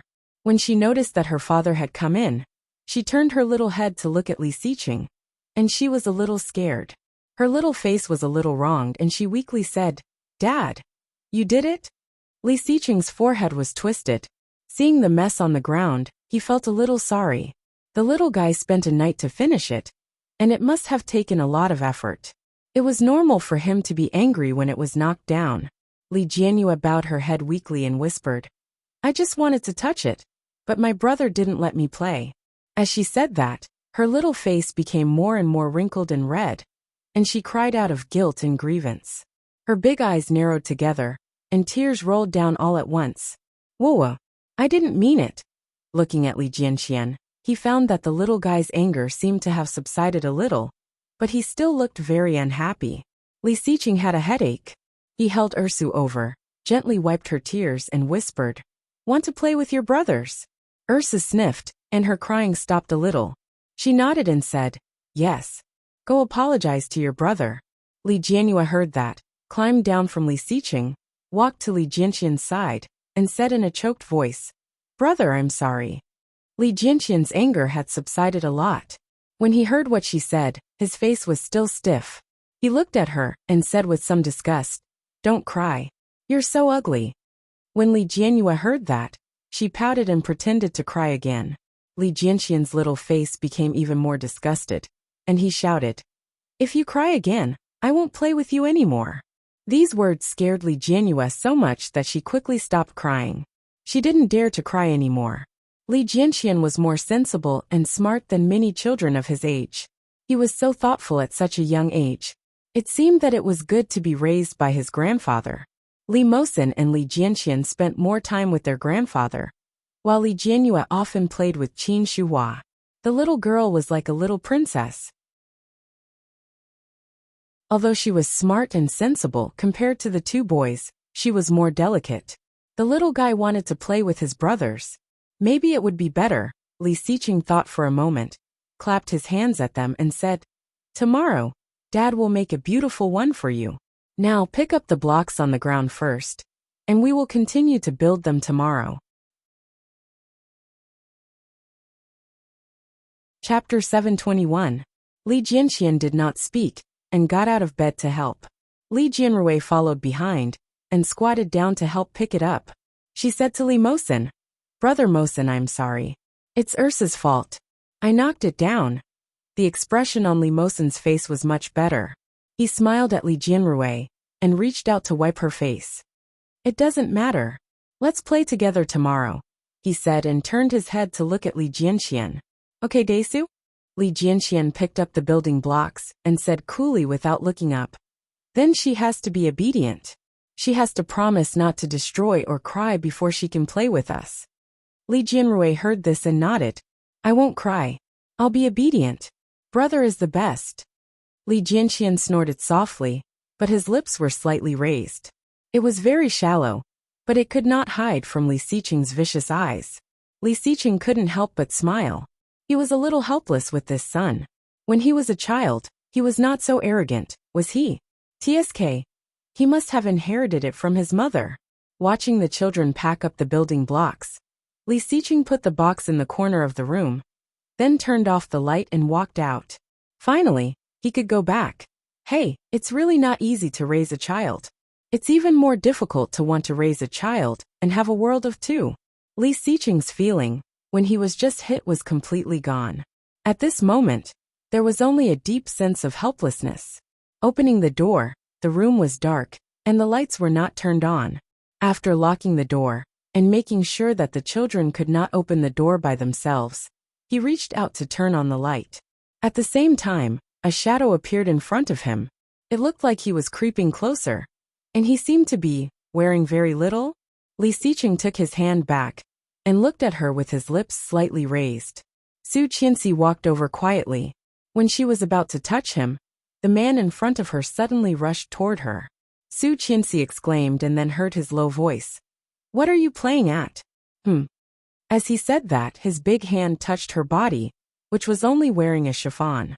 Wherever he went, Su Qianxi couldn't help but tremble slightly.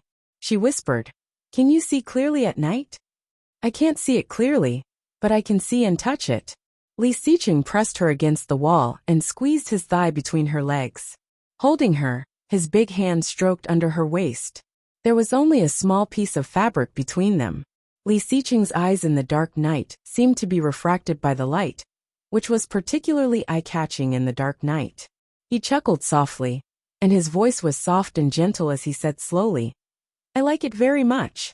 Su Qianxi's face was burning, but it was so dark that she was sure he could not see her expression.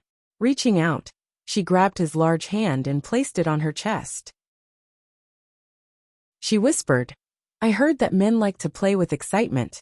Li Xiqing chuckled, leaned against her neck, and gently rubbed it. Feeling her sensitive shiver, he felt indescribably satisfied. He said softly, "This is not exciting. How about something new?" Su Qianxi blushed even more. She opened her big round eyes in the dark and asked weakly, "What's new?" Chapter 722. Su Qianxi blushed and was hugged by him to take a shower. However, he soon became naughty. He grabbed her hand and felt it all over his body, up and down. Su Qianxi closed her eyes and tried not to look at him. However, her hand was grabbed. She turned to look at him in disbelief, but he lowered his head and kissed her. Gently moving down, his lips against her skin, he whispered, "Mrs. Li, it's my turn. Be good. Today is my birthday." Su Qianxi blushed. "No. Last time when we were watching the stars, you said no too. Didn't it work out in the end?" Su Qianxi blushed and tried to push him away, but she could not move at all. Being guided, she slowly squatted down. Ancient cities had always been tourist attractions. Whether it was Phoenix in Hunan, Shangqiu in Henan, or Pingyao in Shaanxi, the most famous one in China should be Lijiang in Yunnan. At the same time, there were also many hotels and inns in Lijiang. All kinds of very ethnic pendants and streets were across Lijiang. On the day of September 30th, the inns located not far from Lijiang's Bar Street were all full. However, there was an inn called Elegant Solitude with only a few customers. A young man and a woman wearing glasses and hats walked in. The man was carrying a large backpack on his back, and the woman was carrying a large suitcase. When the wheels of the suitcase rolled, the sound was very loud. Soon, it woke up the lazy boss who was lying on the counter. The young man looked very tall and strong. He was wearing a platinum chain around his neck. It was hard to see what the pattern was, but it looked like a fat sheep that was easy to be slaughtered. The boss glanced at them and asked lazily, "Do you want to stay?" "Yes, but our wallets are in my wife's bag. It was stolen when we came. Can we stay without ID?" The man's voice was a bit hoarse, and it seemed that his throat was not very good. The boss glanced at them lazily and said, "Why are you wearing glasses and hats? Are you celebrities afraid of being seen?" As he said that, he sneered and said, "You can stay here, but you'll have to pay more. Normally, people here charge 380 per night, but you'll have to pay 500. You'll have to pay a night's deposit, and I'll return it to you when you check out. 3 meals will be included. You can eat at the cafeteria, or have it delivered to you.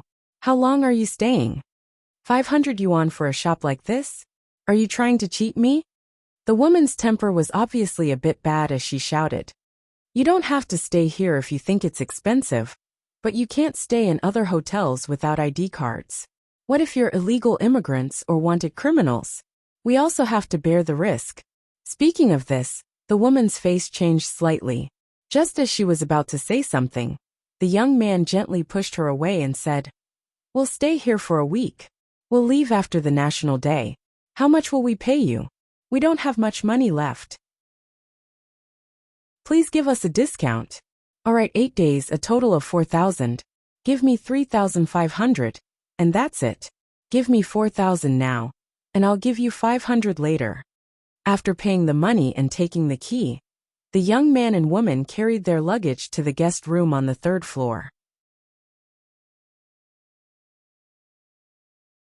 Chapter 723. Bo Xiao glanced at his wallet, and his face was not very good. He said, "More than 3,000, it should be enough for a while.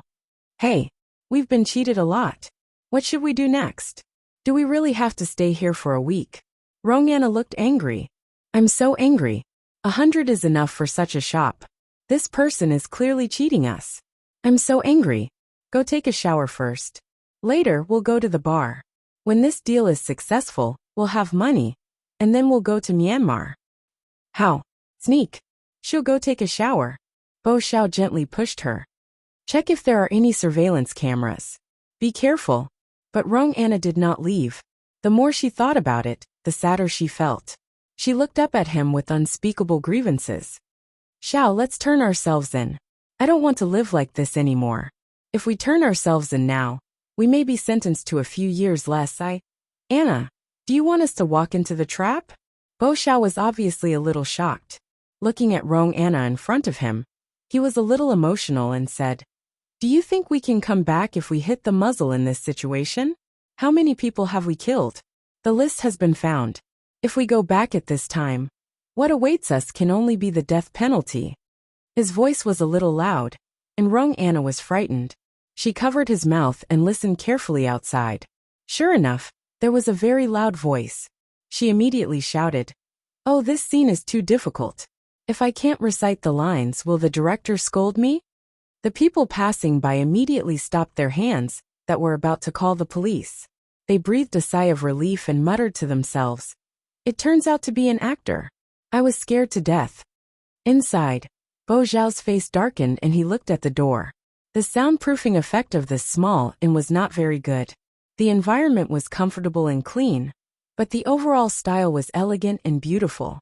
In fact, there was no equipment worth the price. The reason why they chose this place was precisely because it was dark here. If something really happened, the owner probably would not dare to call the police. Hearing the footsteps outside go away, Bo Xiao and Rongana relaxed. Rongana looked at Bo Xiao, and there was some pleading in her eyes. "Anyway, don't get excited. Don't beat the grass and scare the snake. Settle down first, find a partner, hand over the goods, get the money, and we'll go." Bo Xiao was a little reluctant. He shook his head and said with an obvious anger on his face, "Yes, after finishing this task, we will go out and lie low for a while. But we will come back sooner or later. Li Xiqing colluded with Tang Minjing to frame us. The Bo group has been destroyed, and my father is in prison. Now we can't even go home. It's all their fault." Seeing the ruthlessness in Bo Xiao's eyes, Rongana's eyes were full of pity. She whispered, "Xiao, in fact, it is not their fault. We pushed Li Xiqing too hard. If we did not want to kill Su Qianxi again and again, maybe he would not be so cruel to us. If we were friends with him at the beginning, and then pulled him into our camp, maybe. What's the use of saying this now?" Bo Xiao's face was cold. "I have already dealt with Tang Minjing. I asked someone to draw an X on her face. She was burned by fire 4 years ago, and she uses makeup to cover the scar every day. Now she can't even put on makeup. Next, it's Li Xiqing. Dash." Chapter 724. Bo Xiao's face and voice were full of hatred. Rongana looked at him and subconsciously put her hand on her abdomen, feeling more and more sad. Why on earth did they have to be reduced to such a state? Really so tired. Su Qianxi was tormented by someone with the excuse of her annual birthday. She did not fall asleep until late at night. When she was sleeping soundly, she felt restless hands wandering around her body.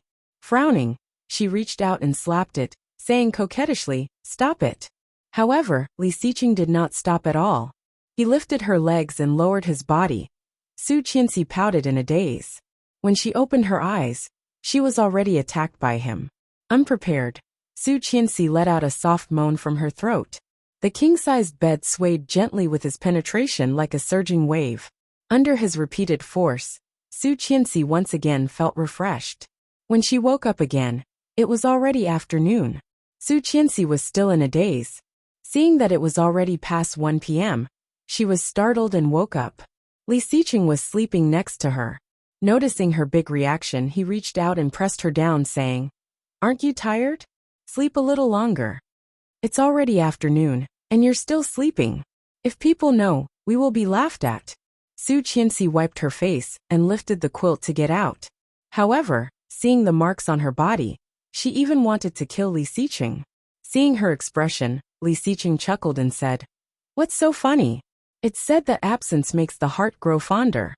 I haven't been home for more than 4 years, and I've only been back for more than half a month. Can't we have some love?" Love? Su Qianxi blushed and kicked him. "It's all because of you. You're so energetic. Why don't we all stay in the room today? Get out." "Okay." Li Xiqing's dark eyes were deeper. With a smile, he turned her over and whispered, "Continue to get out?" Su Qianxi's face was even redder. Staring at him, she complained, "How can you be so energetic? Did you sleep?" "Yes, I woke up when you woke up." Li Xiqing held her, unwilling to let go. Gazing at her deeply, he whispered, "Why don't we move back to the villa we used to live in? It's too inconvenient to live in the old house." The biggest inconvenience was that he couldn't use the balcony, kitchen, living room, and sofa. Thinking about it, his eyes became darker, and he kissed her lips. "Wait a minute, let's tell Grandpa. And then we'll pack up and move back? But what about the children? We have 3 children, and we all have to work. What about the children? Do you want the children to stay in the villa? Stay in the old house and let Grandpa teach you. Then we won't go back to the old house. I come back occasionally. It's only half an hour drive anyway. It's not far." He simply lay on top of her and said in a low voice, "We also want our time together.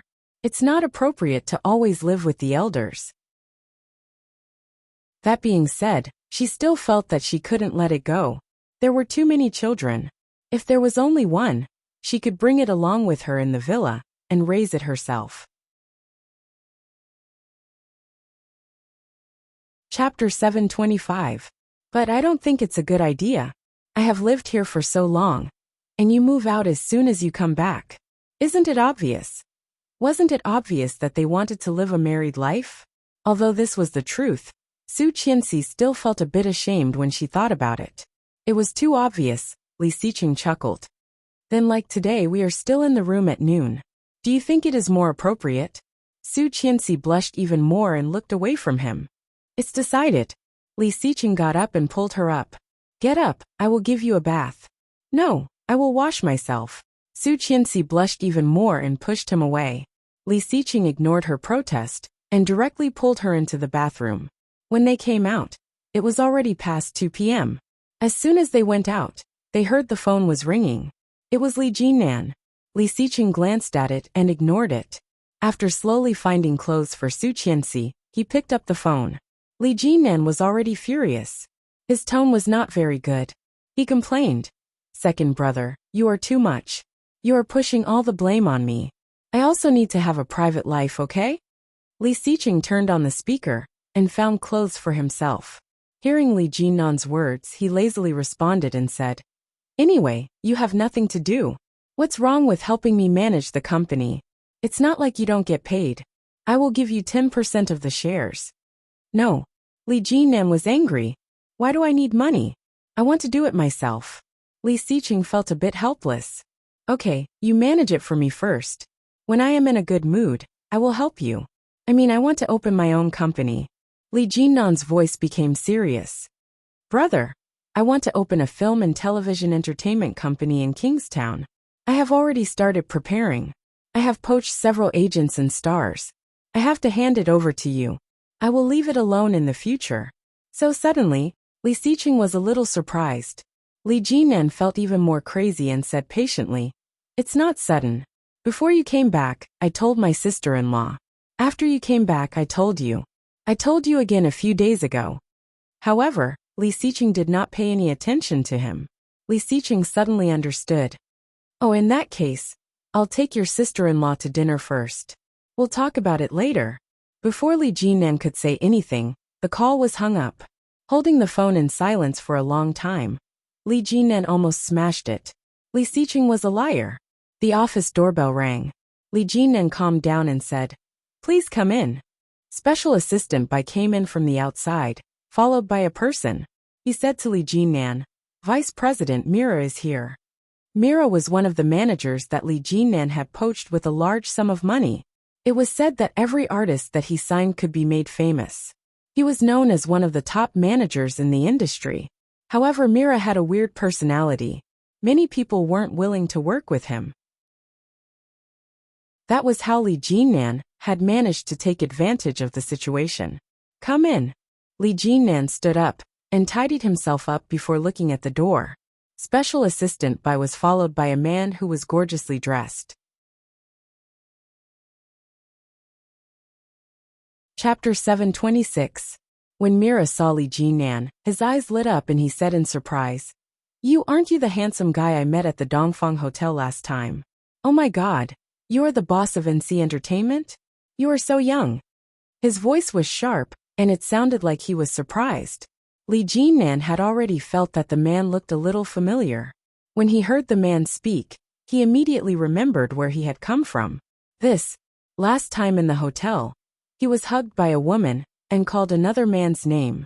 This person seemed to be the woman's friend. A coquettish gay? Li Jinan was speechless. He looked at Mira and nodded. "Hello, I am Li Jinan." "I am Li Jinan, not Li Jinan." This was the most positive and confident self-introduction. Hearing this deep, magnetic voice, Mira felt even more excited. He was so surprised that he was bursting with joy. He said, "Nice to meet you, nice to meet you. I'm Mira, one of the top agents of Starshine." "Oh my, you look so young. You're 29 years old, right?" "Oh my god. I thought I was looking at a 24 or 25-year-old fresh meat." Li Jinan had a faint polite smile on his face. It was not deep, but it was enough to make Mira more dazzled. If you come to the entertainment circle, you will definitely attract a lot of boys and girls. In the most popular saying, you can obviously rely on your face to make a living, but you choose to rely on your talent. Mira did not hide his compliment and handed out his business card. "This is my business card. It's the first time we meet. Please take care of me in the future." Li Jinan felt that he could not continue the conversation. After a few greetings, he excused himself and let Mira go. Today was September 30th. It was going to be the National Day holiday. Li Jinan felt tired both mentally and physically. He took a long sigh of relief and called a meeting with the company's top executives. He was busy until the evening before he returned to his villa. The villa was empty, and only Nanny Rong was at home. Nanny Rong put the prepared food on the table. When she saw him coming back, she shouted, "Third Master, you are back. The food is hot. Eat first." Li Jinan looked at Nanny Rong and said softly, "Didn't I tell you to go home early? Why did you come over to help me cook? Go home early. It's getting late." "That won't do. Your mother told me to take good care of you. I'm just cooking a meal. Come, eat it while it's hot." "Thank you, Nanny Rong." Li Jinan didn't decline. After dinner, Nanny Rong washed the dishes and hung them out to dry before heading home. After Li Jinan took a shower and changed his clothes, he faced the empty villa. His mind subconsciously thought back to the time when he was still in the old mansion. The two babies often cried. Su Qianxi and her mother held one each and comforted them anxiously. Li Jinan watched her gradually wither from a delicate flower in the palm of Li Xiqing. But there was nothing he could do. Perhaps he was trying to escape, or perhaps he couldn't bear it. Li Jinan moved out of the old house. He was afraid that he couldn't help but love the poor little widow on behalf of his dead brother. Fortunately, he came back. This was the best outcome, wasn't it? Ding dong. His phone rang, and a WeChat message popped up. Mira.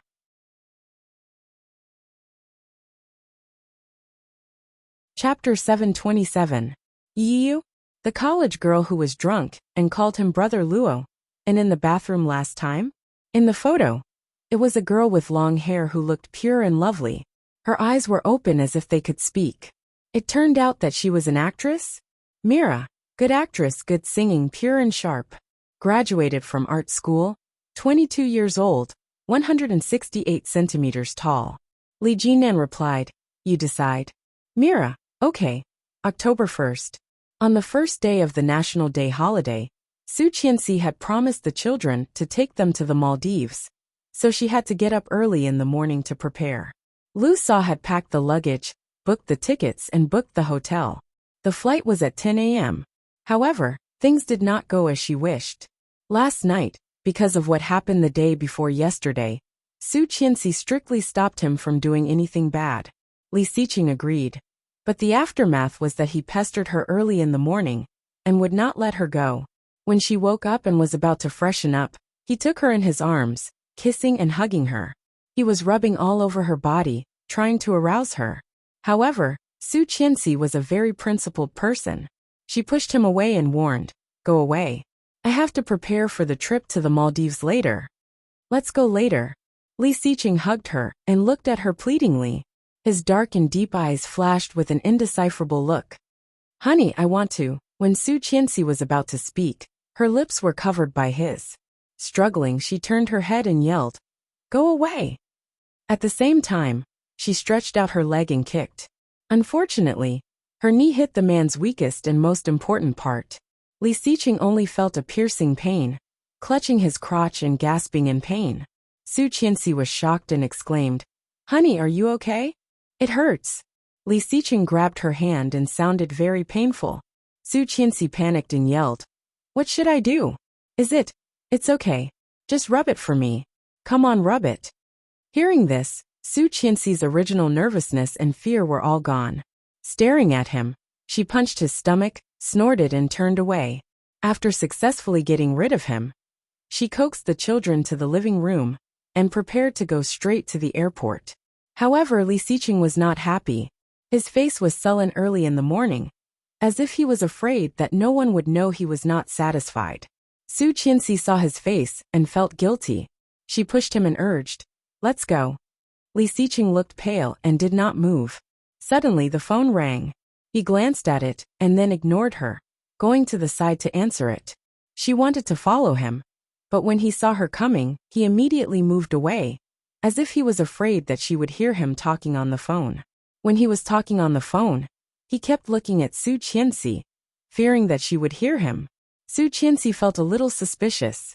Watching him hang up the phone, she asked when he walked over, what's wrong? Li Xiqing's expression was not very good.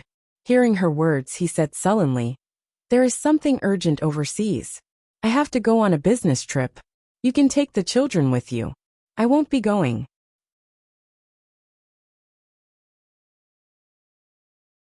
Chapter 728. Li Xiqing heard that and looked sullen. He squinted at her and said, it's about hundreds of millions of dollars. Of course it's important. Anyway, you have children and don't want me anymore. I'll just go on a business trip. No you. Mom, let's go. I want to go to the horse's ears. Li Jianyue called Su Qianxi from a distance. After Su Qianxi responded, she pulled Li Xiqing. Let's go. The children are waiting for us. This is the first time you have a holiday with the children. Don't let them wait for you. Li Xiqing pushed her hand away. You guys go. I won't go. I have to go on a business trip. You are not happy. Su Qianxi looked at him. She heard that when men were not satisfied, their temper was not very good. This guy was also like that? Su Qianxi frowned and said with a blush, wait until we get to the Maldives. No, I'm busy at the company. Help me talk to the children. Li Xiqing gently pushed her, and then the phone rang again. Su Qianxi glanced at it and saw it was a strange number. It looked a bit strange at first, but before she could see more, it was blocked by Li Xiqing. Li Xiqing reached out and pushed Su Qianxi away, saying, it's just because I'm busy with work. Don't think too much. Go have fun with the children. Pay attention to safety. Tell Shuang Yu Cheng and to be careful. Su Qianxi felt a little uncomfortable and a bit nervous at the same time. Li Xiqing had never been like this. Generally speaking, no matter how busy his work was, he would refuse it. It was the first time that he insisted on going on a business trip like today. Are you really angry? Su Qianxi took his hand and said coquettishly, Let's wait until we get to the hotel. There's no time now. Let's not mess around, okay? No. Li Xiqing looked indifferent and pulled her hand away. Go ahead. I still have to go to the company to get some documents. I will go on a business trip later. You can leave my luggage here. Bye. Then he really turned around and walked away. Su Qianxi's heart seemed to be blocked, not very comfortable. Li Xiqing was angry. He was not like this before. Why? Was it just because she had just rejected him? Was that why he treated her so coldly on purpose? Seeing that he really left without looking back, Su Qianxi felt a bit annoyed. Forget it, if you're angry then be angry. I'm the one who should be angry. Why didn't he give her a break? So what if he threw a tantrum? Once he calmed down, she wouldn't let him sleep with her. Let's see who was more ruthless. Seeing his back gradually disappearing at the end of the hallway, she stomped her foot and cursed in a low voice. Childish. He turned around and angrily ordered the bodyguards to carry the luggage to the nanny van. Louis Han fell asleep at 4 in the morning and slept until noon the next day. But before he could have his fill of sleep, he was woken up by the sound of banging outside. Louis Han got up impatiently and walked toward the source of the sound. He was surprised to find that it was the kitchen. Luo Zhan was wearing an apron and holding a kitchen knife in his hand. He couldn't bear to look at it and stood aside, watching the big crabs in the pool struggling to escape. Louis Han chuckled and asked, "What are you doing?" Luo Zhan heard his voice and looked a bit embarrassed. His voice was a bit weak. "I'm cooking." Chapter 729. Luo Zhan said, "No, I'm learning."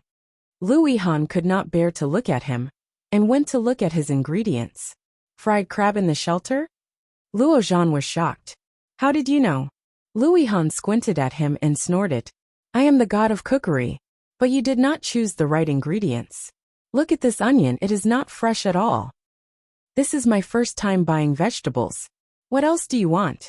Gee, a person who does not even know how to buy vegetables wants to cook. Louis Han looked at the ingredients. Eggplant with garlic sauce, fish head tofu soup, bamboo shoots and bacon? How do you want to make chicken wings? Cola. Oh, Louis Han washed his hands. Leave it. I'll do it. Luo Zhan stared blankly at him as he walked away. Looking at his back, he asked, "Hey, where are you going?" "Brush my teeth and wash my face." Oh. Louis Han changed his clothes, brushed his teeth, and washed his face before coming to the kitchen. The big crab that was still alive had been killed by Luo Zhan. Its claws were cut off, but its mouth was still spitting bubbles. It was not dead yet. Louis Han was silent for a moment and could not bear to look at it. He took the kitchen knife from him and said, "Help me. Wash the fish head first. Don't get the red parts. Remember to clean the gills and blood clots, and then go to the water." Okay. Luo Zhan obeyed. Louis Han carefully went to cook the crab. When he finally finished, he found that Luo Zhan had already cooked it. A strong fragrance floated out. Louis Han turned his head and found that Luo Zhan was looking at him proudly. He put the crab down and walked over. He swallowed the compliment that was on the tip of his tongue. The largest pot in the kitchen could hold 2 kilograms of water. At the moment, the pot was full of fish soup and 2 pieces of tofu. "How is it? Is it very good?" Luo Zhan raised his eyebrows at him. Louis Han was speechless. He slapped him and said fiercely, "Get out! Don't come into my kitchen." Luo Zhan looked confused and did not know what was going on. Watching Louis Han lift the pot and pour out nearly 4/5 of the water, she suddenly realized. Too much water? Louis Han glanced at him in disgust. "Idiot, don't tell anyone that you know me." Luo Zhan silently retreated to the side and had to do something else to pass the time. About 40 minutes later, Louis Han was done cooking. When it was done, Louis Han suddenly came back to his senses and said, "Oh no, I haven't cooked yet." Luo Zhan's eyes lit up when he heard that, and he said with some complacency, "I've already cooked." As he spoke, he went to open the rice pot, but, should I go downstairs and buy some rice?" As soon as Louis Han saw his cowardly look, he knew something was wrong.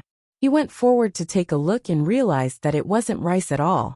It was simply porridge without any soup. It was so rotten that one could not look straight at it.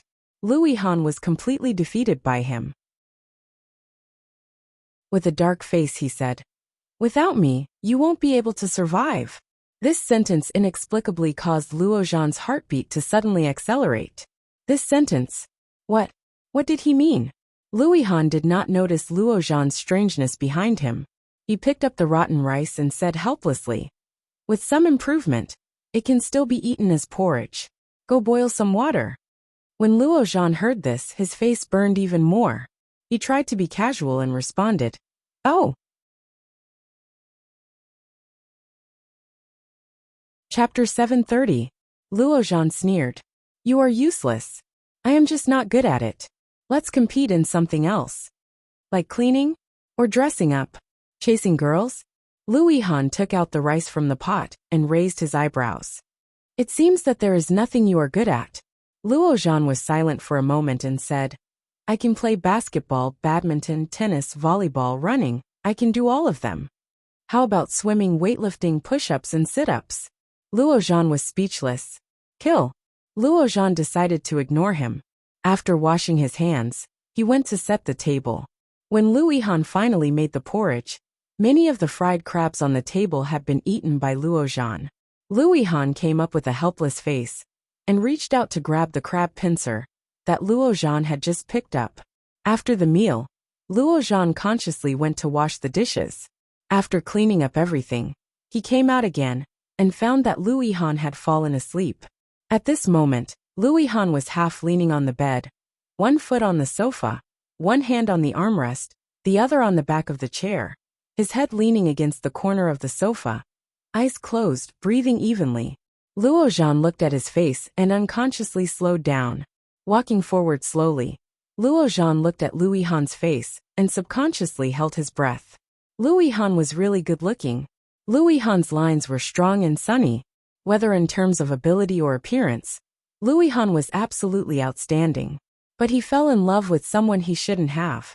Luo Zhan had some sympathy in his heart. He took the blanket next to the sofa and covered him. His body slightly leaned down, and inadvertently, Louis Han's breath blew on his face. It was ticklish and a little provocative. Luo Zhan's heart suddenly jumped, and even he felt caught off guard. However, his body seemed to be unable to move. Luo Zhan looked at the man in front of him, slightly bent down, and gently, slowly approached. Louis Han's eyelashes were thick and slender. At this moment, his eyes were closed, and his long eyelashes were hanging down, casting on his white skin, looking very beautiful. Slowly approaching, Luo Zhan only felt a softness on his lips, and an indescribable strange feeling made all the hair on his body stand up. Suddenly getting up, Luo Zhan took a big step back and looked at him incredulously. Turning around, he immediately turned to the side of the corridor to hide. What was he doing? "What are you doing?" "Luo Zhan, you're crazy." Luo Zhan's heart was beating fast. He quickly returned to the room and closed the door. Then, he leaned against the door and gasped for breath. "Crazy, crazy, really crazy." On the sofa, Louis Han's eyelashes fluttered, and then he opened his eyes. Seeing the direction where Luo Zhan was hiding, she subconsciously reached out and touched her lips. Was that Luo Zhan? Louis Han blinked in disbelief. This Luo Zhan, who kept saying that he liked women, as a straight man, actually secretly kissed him? Luo Zhan actually liked men? Louis Han was alarmed. He suddenly got up, threw the blanket off his body, and walked into his room. They had been living together for more than 3 years, and Luo Zhan had never revealed anything. Unexpectedly, he had actually lived with a homosexual for so long? What should he do now? Louis Han's heart was in turmoil. As smart as he was, he didn't know what to do. You're tuning in to the Li Mei's Sword of Destiny YouTube channel. We're so grateful for your support, and don't forget to subscribe to join us on this incredible journey through captivating stories. Your generosity through donations truly makes a world of difference, as it's the primary source of revenue that allows me to expand and enhance this channel for you. Thank you from the bottom of my heart for being a part of this adventure.